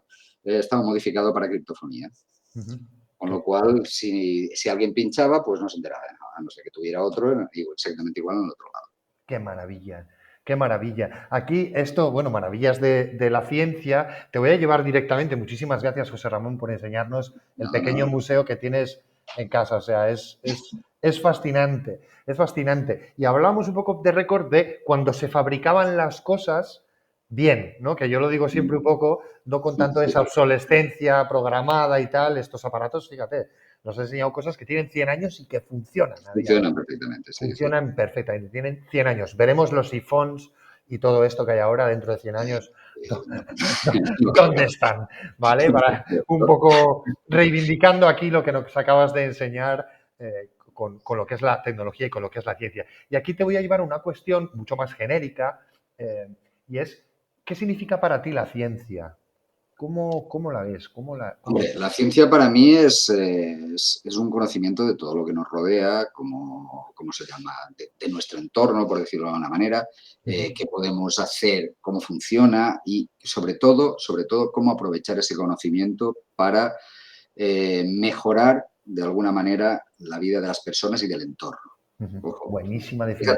fíjate que hablo tanto de las personas como del entorno, Sí, porque sí. el entorno sin las personas y viceversa no se mantiene. Es decir, Qué bueno. entonces, la ciencia tiene que estar siempre, desde mi punto de vista, siempre al servicio de la humanidad y de lo que te digo, al El entorno entorno, en claro. el que esa humanidad vive. Buenísimo. ¿Vale? Además, encaja mucho con la pregunta que hemos hecho más filosófica, porque tú decías, ojalá digamos, la humanidad en su conjunto se llegue a dar cuenta de las atrocidades que hace y viva en cierta armonía. Y aquí estás dando un poco la respuesta, y es que es la ciencia la que nos permite tener ese conocimiento para hacerlo. Buenísimo. El conocimiento, ya sabes que muchas veces se dice, el conocimiento es poder. Bueno, será poder, pero el conocimiento es necesario para que, por decirlo de alguna manera, podamos aprovecharlo para mejorar el estatus de la gente, del entorno, Ahora, a ver si lo que estamos haciendo ahora, la ciencia en muchos casos, el problema que tiene hoy en día, que supongo que estarás de acuerdo conmigo, es que muchas veces está coartada Por el por consumo. problemas económicos. Dinero, sí. Y claro, ese no, en sí no es el resultado de la ciencia. Muchas veces te dicen, no, pero es que lo que se está investigando en las universidades no sirve para nada. Bueno, no Bueno, sirve para nada, no tiene una aplicación directa práctica, pero precisamente el hecho de que no tenga una aplicación directa práctica quizás haga que sea más objetiva. claro, claro, es que ese utilitarismo muy propio del sistema capitalista, de que todo sirve para algo, es la que muchos científicos, he traído aquí a científicos, claro, ellos tienen que generar papers todo el rato y generar estudios y cosas que quien te ha financiado vea el resultado. Sí, Tú sí, no sí. puedes hacer ciencia por ciencia y decir, bueno, es que no sabemos si esto, dónde vamos a llegar, no sabemos si vamos a descubrir algo. Entonces, es verdad que hay que diferenciar, como bien me han comentado, ciencia y ciencia. Hay, Hay, una, hay un libro que es Apología de un matemático de Thomas Hardy. qué bueno. Es muy bueno el libro, pero además es que él es un enamorado en aquella época, claro, no tenía ninguna aplicación, él es un enamorado de la teoría de los números porque decía, no tiene ninguna aplicación, pero es la lógica, por decirlo de alguna Pura. manera, pura. Evidentemente tiene aplicación porque la mayoría de la criptografía está basada en la teoría de los números, pero quiero decirte que es el espíritu de un investigador, el Claro. espíritu de un científico, obtener conocimiento y ese conocimiento luego se podrá aprovechar o no, pero sin ese conocimiento posiblemente lo que venga después no se pueda aprovechar. Y no tenemos que basarnos en un aprovechamiento inmediato de ese Claro, conocimiento. claro, claro, buenísimo. Yo te voy a recomendar otro libro que tal vez conozcas que se llama Las mentiras de la ciencia, de Leonardo Di Trocchio, Ah, no lo o Di conozco. Trocchio.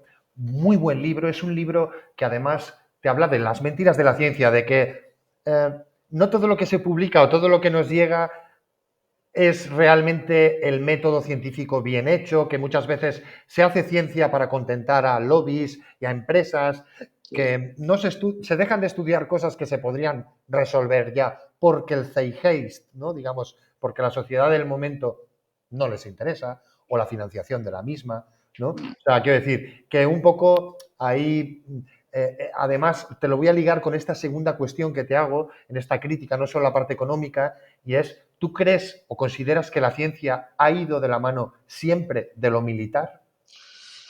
No de la mano, no siempre ha ido de la mano de la militar, aunque muchas veces han ido en paralelo. Las Ujú. cosas como son. Ahora, a ver, tenemos que reconocer que en las guerras siempre se han encontrado, digamos, se han hecho descubrimientos Increíbles. Sí, importantísimos. sí. ¿Por qué? Pues por la necesidad. Ujú. La necesidad, la premura y, por decirlo de alguna Supervivencia. manera, Supervivencia, sí, ¿no? sí, supervivencia y que en esos momentos eso, por decirlo de alguna manera, no hay una aplicación inmediata, quiero decir, no, hay una aplicación, hay una necesidad, pero no hay cortapisas de esto, pero esto no nos va a servir, que no, quiero decir, se tiene que hacer y punto. Ujú. Entonces, en tiempos de guerra se han hecho muchos avances, pero hay que tener en cuenta también que a nivel militar, sin estar en tiempo de guerra, pues se han hecho avances brutales. Por ejemplo, yo siempre pongo el ejemplo de Julio Cervera, el inventor de la radio, porque todo el mundo se lo dice a Marconi, pero Marconi No, no, no no. fue el inventor. Ya lo hablamos aquí con David Marugán, el tema de Sí, Cervera. sí, este hombre que además, para colmo, quiero decir, el tío hizo la primera prueba de radiofonía aquí en España, la hizo entre Ibiza ¿cómo se llama? Y Alicante, no sé si era Denia Flipa. o Lugo. Sí, sí, no, no. Entonces, claro, evidentemente los militares han sido y son gente muy preparada aquí en este país. Ten en cuenta que cualquier militar de tierra es equivalente a un ingeniero, Ujú, con lo cual claro. están muy bien preparados y es lógico que haya mucha Y investigación preparada. volvemos, ¿eh? Y tienen recursos, ¿no? También En este, entiendo un poco. en este país ya empiezan a lo que es... Ya, ya, ya. Pero bueno, me imagino un poco, ¿no? O sea, cuando. antes sí tenía mucho más recursos. Claro, o sea, cuando hay una guerra, digamos, o tal, No, en dinero, época de guerra sí, sí, todos los recursos se todo centran el en eso. dinero y la ciencia ahí pues avanza, Sí, evidentemente.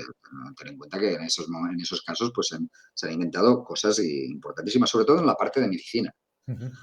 Sí. Pero bueno, ya digo, no tiene por qué ir siempre de la mano, Ujú, pero tampoco tiene por qué dejar de ir a través de esto. Quiero decir, la ciencia avanza como puede ujú. y cualquier cauce, una guerra es un desastre, pero bueno, si este desastre existe y bueno, se saca algo bueno de allí, pues bueno, algo es. Y Por decirlo. esta pregunta, buenísimo, ¿eh? Y esta pregunta que también no entiendo yo la respuesta, a ver si tú me la puedes dar. ¿Y la criptografía? ¿La criptografía siempre tiene un uso, digamos, humano, militar, de esconderse del otro, de que no te vean? ¿O se puede dar a la criptografía algún otro uso que no No, hay sea ese? múltiples usos, por ejemplo, sobre todo en tema comercial, Ujú, hay muchísimos usos, por ejemplo, una firma de contratos, ujú, ¿cómo se llama? Comprobar que un contrato no haya sido modificado. ujú. Hay muchísimos. Una huella digital, ¿no? Por ejemplo. Sí, bueno, lo que es el tema de biometría aquí No, es un pero poco. no, me refiero más a, perdón, igual es más fácil, la firma digital, ¿no? La firma GPG. digital, perfecto, perdón, Sí, sí. te lo he dicho yo mal, una firma digital que es Las firmas inamovible, digitales, por ejemplo, es un gran invento porque te permite garantizar claro, ¿cómo se llama? certificar algo. Además, te permite garantizar una persona es que dices, o al menos que el ordenador donde se hace tiene esa firma Eso. digital que garantiza a una persona. Ujú. No, la criptografía tiene muchas aplicaciones. Lo que pasa que, claro, lo de siempre, las básicas clásicas de toda la vida han sido pues la confidencialidad. Ujú. ¿Vale? Entonces, claro, la gente asocia muchas veces la criptografía con el tema ¿cómo se llama? De la confidencialidad. Ujú. Pero bueno, tiene otras aplicaciones, ya digo, por ejemplo, la verificación digital de documentos, los hash que decíamos Los antes. hash. Ujú.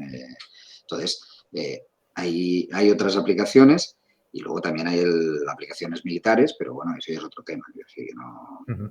normalmente ya suelen formar parte de virus o de troyanos o alguna cosa de este estilo, o también lo mismo, como comunicaciones seguras. Es decir, Ujú. por ejemplo, en la guerra de Ucrania se ha visto cada dos por tres. Ujú. Muy bueno, muy bueno. ¿Y qué, ya has dicho a Cervera, qué científico o científica destacarías por sus descubrimientos? Así que te pueda gustar o tal. No lo sé, ya te Es digo. difícil. Yo siempre he dicho que si hubiera... Ahora, a ver, la ciencia es una historia de avances y de, por decirlo de alguna manera, se basa en los avances De de los los demás, anteriores. sí, los hombros de gigantes, sí, sí. Sí, no, pues, hombre, yo siempre he dicho que, hombre, el que inventó, por ejemplo, la rueda, el que inventó el fuego, el que inventó el cero. Qué bueno, el cero, ¿eh? De origen árabe. Sí, Buenísimo, sí, el sí, cero, la nada, ¿no? el Guau, cero. Es que ten en cuenta que hasta que no se empezó a utilizar el cero, en los números romanos no existía el cero. claro, claro. Entonces, esto pueden parecer cosas que no tienen mucha relevancia, pero en realidad tiene una relevancia brutal. Sí, sí, sí. La Aquí, escritura, por aquí ejemplo. hemos dicho algunos muy curiosos también, que me lo ha dicho incluso gente, qué curioso, el calzado, lavarse las manos, Sí, sí, la sí, sí. penicilina, o sea, cosas que han La salvado, penicilina, que además los vascos lo utilizaban años antes, quiero decir, era algo claro, era algo relativamente conocido, ¿no? sí, Pero en ese sentido, ¿no? O sea, cosas tan sintetizarlo, pequeñas, pero que han salvado miles de miles, miles. millones de vidas. Sí, sí, Y las vacunas, es decir, todo lo que, digamos, todo lo que haya servido para que la humanidad vaya avanzando. La mm, lástima es que no haya avanzado paralelamente en otros aspectos, ya, ya, pero ya. bueno, Pero bueno, al menos la vida, ¿no? O sea, la la vida, calidad de la vida, la calidad de vida duración es de la mejor. vida. Ujú.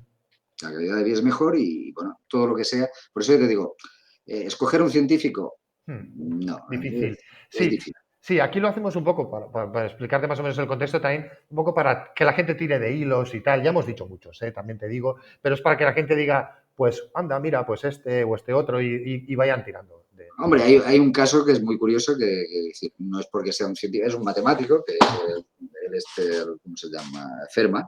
Claro. Fermat es un caso, quiero decir, a mí siempre me ha hecho mucha gracia, las Bueno, cosas como son, porque era un tío que normalmente se dice que un matemático que no ha descubierto algo a los 30 años ya no descubre nada. sí, sí, Y Fermat. Fermat empezó con las matemáticas que tenía 40 y pico, Sí, sí, sí. porque era contable.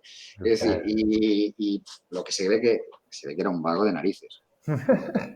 Sí, sí, porque Bueno, el tema de Fermat, que han tardado siglos en en demostrarlo, demostrarlo, sí. sí, el tío se ve que puso al lado, dice, he encontrado un teorema, una forma de demostrarlo, pero no me cabe aquí en el trocito este, ya lo apuntaré. Y se olvidó de apuntarlo y mira, oye, ahora vamos por ahí, ¿no? Buenísimo, y ahí nos quedamos pensando qué significa esto, ¿no? Vete tú a saber qué había pensado este hombre. Vete tú a Claro. saber.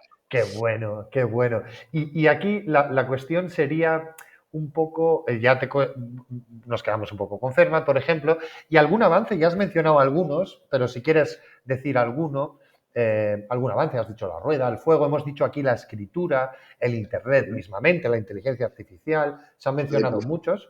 la inteligencia artificial es un avance bueno, que esperemos que se pase, no pase lo mismo que ha pasado con las redes sociales, lo que decíamos. Ujú. Falta, hay que explicarlo, hay que delimitar claramente lo que puede llegar a ser la inteligencia Ujú. artificial, porque es posible que no nos demos cuenta de todo el poder que Potencial, tiene. claro. Y ten en cuenta que en algunos casos es una tecnología potencialmente muy invasiva. Total. Puede ser. Entonces, Ujú. Sí. eh, Aquí voy a dar una nota positiva. Los hackers están trabajando en su propia IA. No se conoce tanto, yo ya he tocado una, he estado moviendo por ahí una inteligencia sin los sesgos estos puritanos, sin los sesgos empresariales, y cuando la ves funcionar, cuidado, ¿eh? Cuando le dices, dame la fórmula LSD, constrúyeme una bomba, que esto ChatGPT no lo va a hacer, ahí te das cuenta de lo que puede significar tener un acceso a algo así. Porque eso la gente todavía no lo ha experimentado. Tú vas a ChatGPT y le dices que te diga la fórmula LSD o que te construya una bomba y no lo hace. Pero esta liberada, yo ya la he tocado, la he visto, y cuidado, ¿eh? sí, no, Cuidado, ahí el punto está en eso, cuidado. precisamente, pero es que también es muy difícil, porque es lo que comentábamos antes. Tú ahora me estabas comentando de alguna manera un poco la censura dentro de esa Sí. industria del vídeo. Y el Pero claro, interés económico también, sí. claro, pero es que te encuentras con que depende de qué cosas, la censura queda un poco al arbitrio del que ha hecho este software o Claro. del que gestiona este software, con lo cual pueden ocurrirte cosas que pueden ser totalmente injustas. Sí, sí, incluso yo, como lo veo, ya nos metemos un poco más aquí, yo creo que se va a crear una nueva fe. Fíjate lo que te digo. O sea, gente que no sabe qué hay detrás ni quién lo maneja, pero que le va a decir cosas, ¿no? Haz esto, tal, mira, hoy te recomiendo que te vistas así, he hecho tal, ¿no? Porque es como una máquina de pensamiento que sintetiza cosas y te dice cosas. Y lo curioso que yo he visto, por ejemplo, es que también este chat GPT, como está de la mano de las empresas, cuando le pidas un restaurante, te va a decir los que él tenga para recomendarte, porque ChatGPT será gratis o muy, digamos, se financiará porque las suggestions, las Sí, sugerencias sí, que te va a hacer serán basadas en quien pague para salir en esas sugerencias. Ya probablemente. se va a deformar. Entonces, esa me parece que va a crear una fe de consumismo. Pero es que yo antes hablaba de esta libertad, pero es que ahora he tocado una inteligencia artificial sin cortapisas, José Ramón, y esto no lo puede tocar cualquiera. Lo digo así de claro. No, estoy No le totalmente. podemos dar esto a cualquiera. No, lo que decíamos antes de Spider-Man. Y es que me cuesta decirlo porque cómo soy y tal, pero es que no confío ahora No. mismo en la humanidad para darle una... No, se necesita lo que decíamos antes, formación, sin duda. porque si Responsabilidad, no, mucha, mucha, mucha mucha. responsabilidad, mucha Mucha, o responsabilidad. sea, yo le he preguntado, ya te digo, para probar esto, digo, bueno, vamos a ver, fabricar o sea, decirle ingredientes, material de por casa y fabricar un explosivo y te lo dice, y te dice cómo hacerlo. Y esto no se puede dejar. No, eso no O sea, puede ser. no es lo mismo que el meteorito, que antes decía, sí, esto sí que aquí entiendo que choca la libertad y la responsabilidad y creo que la humanidad a día de hoy no está preparada No está. para obtener una herramienta así de potente. No, porque además es lo que comentábamos antes, que decir, no todo el mundo es lo suficientemente responsable como para administrar una fuente de poder como Como esta. esta. Y me cuesta decirlo, ¿eh? De verdad te lo digo, me cuesta Sí, no, yo porque soy muy libertario, digamos, pero wow, esto me ha hecho, porque ya no es ChatGPT, me ha parecido como un juguete de Toys R Us, de una tienda de sí, juegos. sí, sí. Cuando coges una verdaderamente libre, cuidado con Sí, esto. Y pero aquí, fíjate, te voy a llevar a un tema que estuve hablando, esto ha sido hace poco, hablé con un compañero que es teólogo, es una persona muy mm, espiritual, de teología, ya sabes que a mí me encanta hablar con todo el mundo y entenderles y conocerles, y me hizo una cuestión que te voy a hacer a ti ahora mismo. Y él me preguntó, ¿tú consideras que la ciencia y la tecnología nos hace más felices? no. Qué, qué La bueno. No, la tecnología, mira, la felicidad es un estado del ser humano y hay gente que no tiene nada y vive feliz y hay gente que lo tiene todo y es absolutamente desgraciada. Es Mm, una cuestión de cómo afrontes tú tu vida y cómo, por decirlo de alguna manera, cómo piensas aprovecharla, cómo piensas disfrutarla, Carla. porque en el fondo tienes que disfrutar la vida, Ujú. pero el que tengas la tecnología puede ayudarte, pues, por el caso de una enfermedad, puede ayudarte a hacer mejor un trabajo, pero Conocimiento. la felicidad es algo innato del ser humano y es la persona, es el ser humano el que, por decirlo de alguna manera, decide ser feliz o no serlo.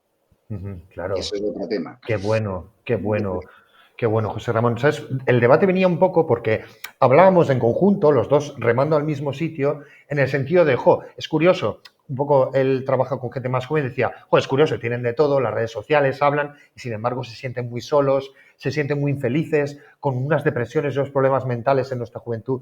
Increíble, y tienen de todo, ¿sabes? Y yo decía, pues yo salía a jugar con un palo con 12 años Y y yo con ni, una pelota y, oye, te lo pasabas y no pipa tenía y... muchos problemas, ¿sabes? Y ahora tiene miles de problemas de cómo les perciben los demás, de qué van a ser, ¿no? Incertidumbres y tal. Y él Eso, me vino con esto de golpe y me dijo, ¿tú crees que tal?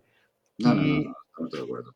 muy bueno cómo lo has definido. Y para terminar este bloque, esta es una pregunta también que viene de un matemático, de Nick Bostrom, que él cuestionaba en un paper en el 96, me parece, después ha habido otros más, y antes que él también, como has dicho, y él decía un poco que podíamos estar, que él decía que había un 50% de posibilidades de que estuviéramos viviendo en una realidad simulada. Y aquí mi cuestión, que es más filosófica también, o bueno, incluso también se puede abordar desde muchos ámbitos, también desde el plano de la física, ¿hasta qué punto tú consideras que podamos vivir una realidad simulada? Hombre, yo no creo que vivamos una vida en una realidad simulada. Ahora, que podrías una persona vivir una realidad simulada totalmente, totalmente de acuerdo. Hay muchas Es decir, capas, claro, sí, sí, totalmente de acuerdo. Bueno, es más, tú habrás leído perfectamente, habrás leído los libros de Philip K. Dick y por supuesto. precisamente él era por decirlo de alguna manera, él siempre incidía en este punto. Un poco por ahí viene la pregunta, ¿eh? También la hago por eso. Sí, sí, no, en principio, yo no creo que vivamos una realidad simulada, ni mucho menos.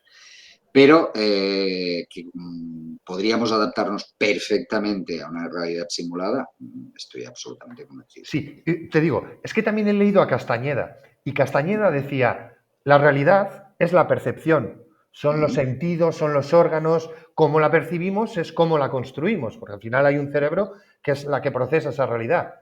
Entonces, claro, desde cierto punto de vista, Por eso te digo que estoy absolutamente convencido de que alguien podría adaptarse sin ningún problema a una realidad. Además, si tú es lo único que conoces, es tu realidad.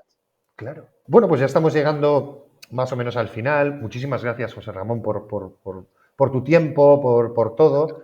Pues, Espero nada, que estés a gusto. sí, sí, la verdad me lo he pasado muy bien. Es un placer hablar contigo. Y aquí, antes hablamos de la realidad simulada y ahora te voy a llevar a una realidad que es muy propia de nuestro tiempo, que viene de atrás, pero que es una preocupación que mucha gente tiene. Y en este canal hay gente que sé que nos sigue, que le interesa mucho esta cuestión. Y es, ¿qué piensas de la emergencia climática? ¿Tú crees que es una realidad o crees que es una ficción? Una realidad absolutamente clarísima.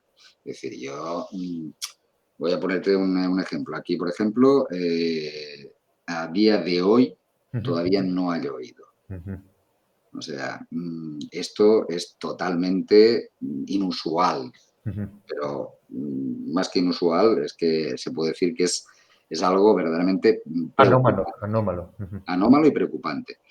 ¿Qué pasa? Pues que además lo estamos viendo continuamente. Es decir, los cascos polares, sé cómo se llama, se están deshelando. Es decir, hay, ¿cómo se llama? Danas cada 2 por 3, que yo no recuerdo haber visto nada cuando era joven. Y si había, pues bueno, podía haber una tormenta de estas de vez en cuando, Ujú, pero no tan frecuentemente.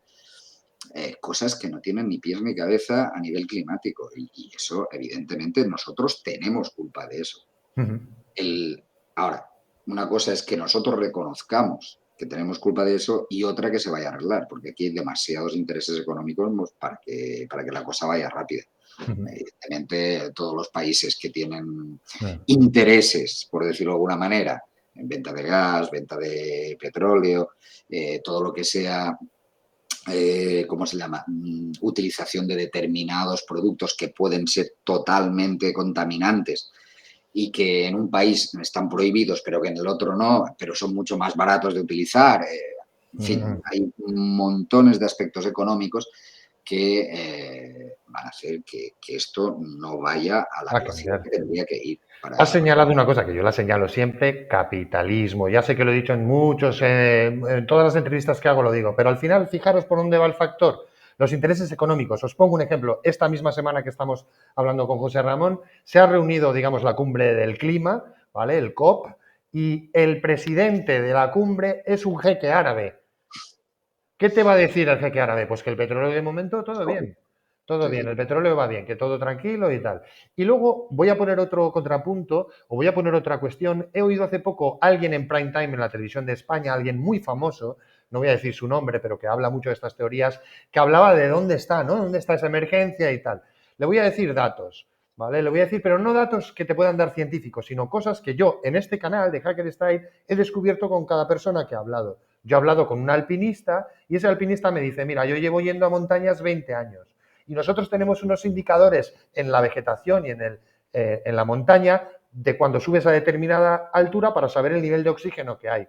Pues esos indicadores han cambiado, no están en el mismo sitio ¿Qué quiero decir con esto? Que tiene razón esta persona tan famosa de decir que, bueno, que no los datos, unos dicen una cosa y otra, pero que nos fijemos en lo que vemos por nuestros propios Bueno, ojos y de nuestro campo, de lo que sabemos. Y un sí, buce- sí, eso sí, quiere y yo decir. conozco un buceador que me dice, pues mira, los corales se están yendo hacia atrás ahora y antes estaban en otro sitio, que estos son indicadores que habrá que ir hilando y ver si esto tiene una relación con este cambio. No lo sé, pero que hay cambios, Sí, eso sí, estoy relación lo 100% tiene todo. seguro. Y que no son buenos, y que no No, son no, no, buenos. no, no, no.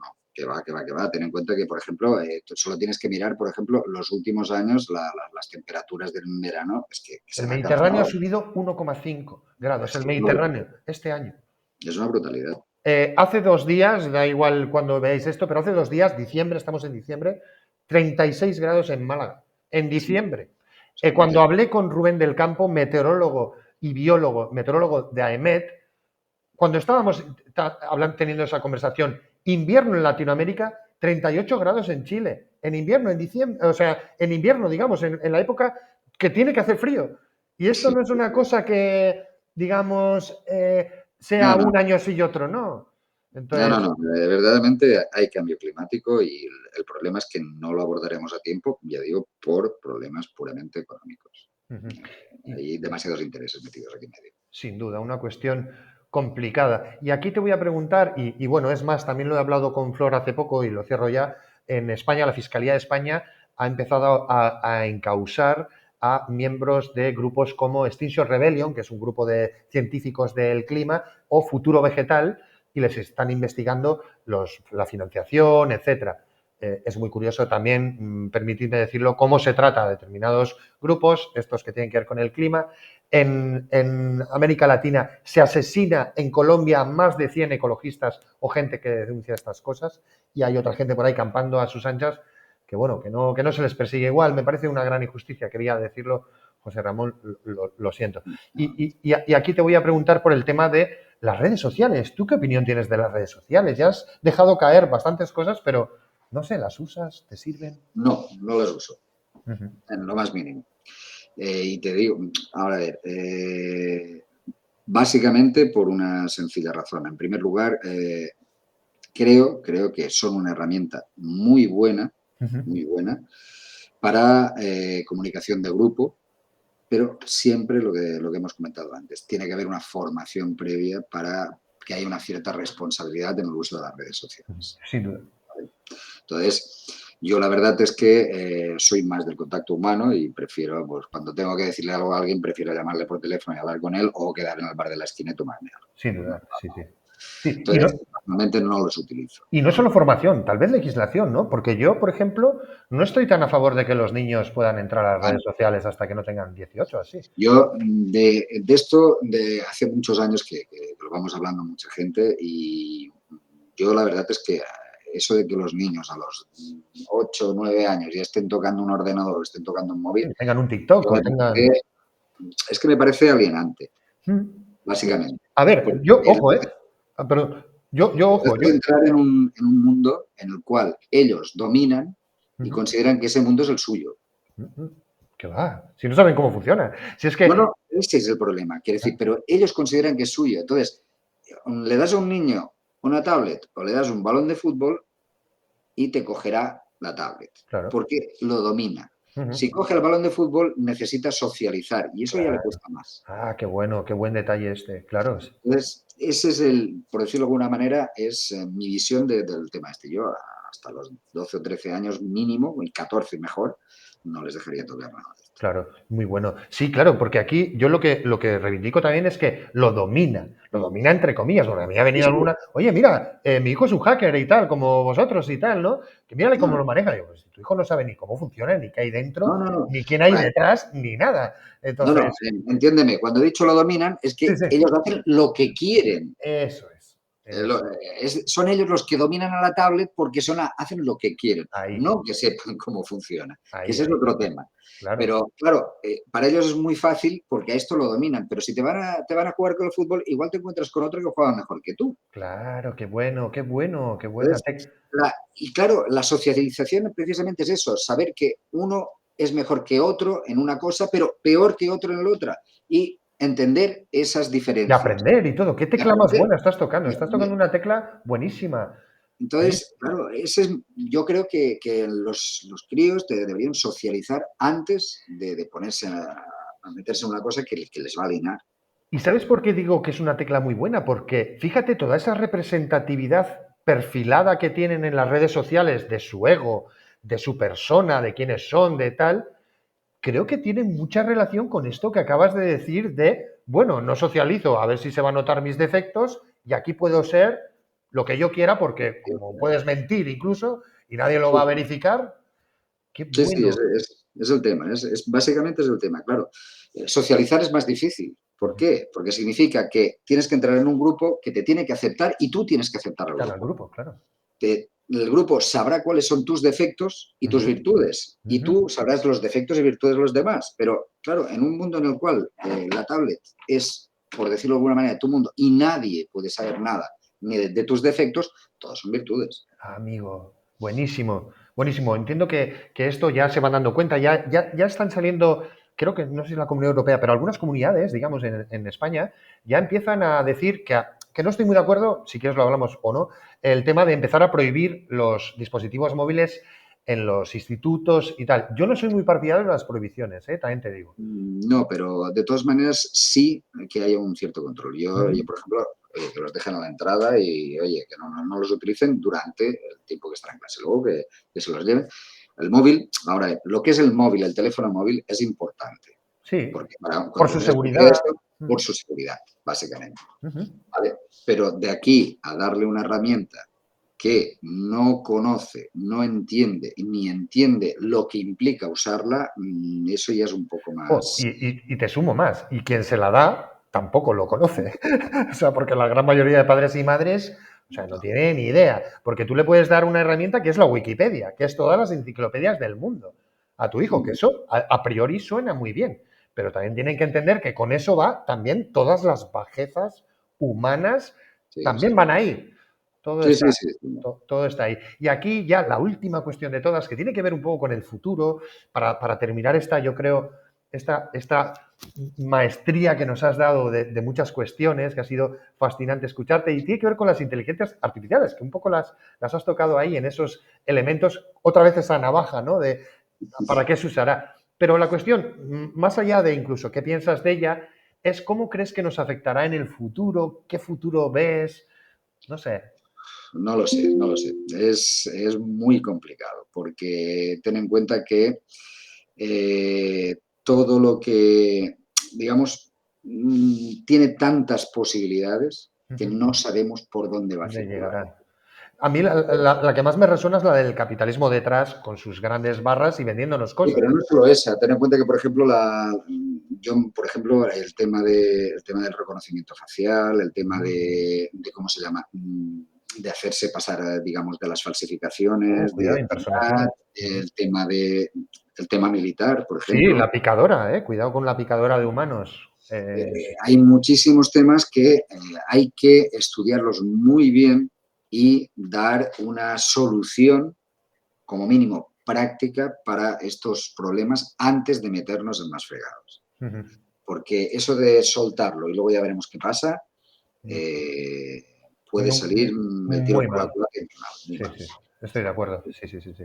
Además, me parece totalmente irresponsable, Sí, sí, realmente. sí, sí, O estamos de sea, acuerdo. sin duda, sin duda. Yo comentaba aquí que antes lo hemos dejado, el Nick Bostrom, en el 96 él hablaba de lo que llamaba la fábrica de clips, que era un poco como una especie de broma, pero que explicaba muy bien esto, y era decirle a una IA que fabrique clips, clips de estos para los papeles, y que recoja que lo haga de la manera más eficiente y si hace falta recoja todos los recursos del sistema solar. Y esa fábrica acabaría con toda la Tierra, todos los recursos y todo, y estaría fabricando clips todo el rato. O sea, que no nos damos cuenta de lo que puede significar una mala orden dada a algo con tanto poder. El potencial, pero es que además el potencial, porque bueno, tú habrás leído igual que yo, la Asimov, el Yo Robot y las leyes de la Claro, robótica y el tal. dilema, sí. Sí, sí, pero bueno, hay un libro de ciencia ficción, se llama TikTok, Qué bueno. que es un robot que, utilizando las leyes de la robótica, se convierte en un asesino y acaba siendo presidente. Toma ya. Y la verdad es que te das cuenta de que, bueno, de que limitar una inteligencia artificial, tú sabes que tú puedes prohibir lo que quieras, que siempre hay alguna forma de saltarse la Sin prohibición. duda. Toda ley hace una trampa. Con lo cual, por eso te digo que es muy delicado, es un tema a estudiar mucho antes de... Y hay que estudiar no solo el tema, sino todas sus implicaciones. Y eso es verdaderamente, va a llevar mucho Mucho tiempo tiempo. y va a que ser muy cuidadoso. Claro, porque son éticas, son legales, que no se piense la audiencia que somos neoluditas. No, No, no. no, no, no, A favor. Pero lo que está diciendo José Ramón, o sea, con cabeza, con responsabilidad.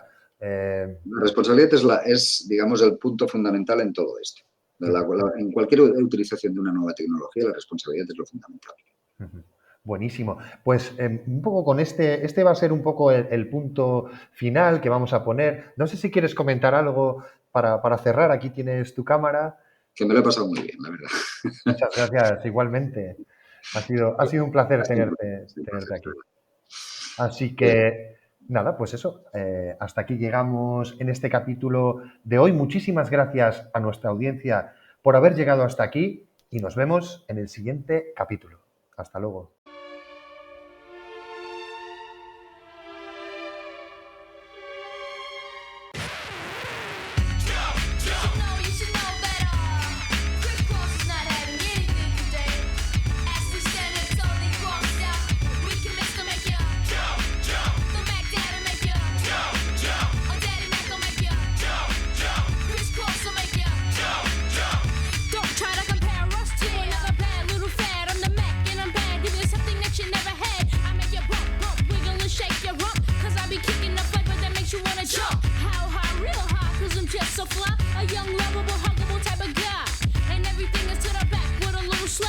Inside out is wicked and wicked and wicked and whack. I come stomping with something pumping to keep you jumping. R&B, rapping.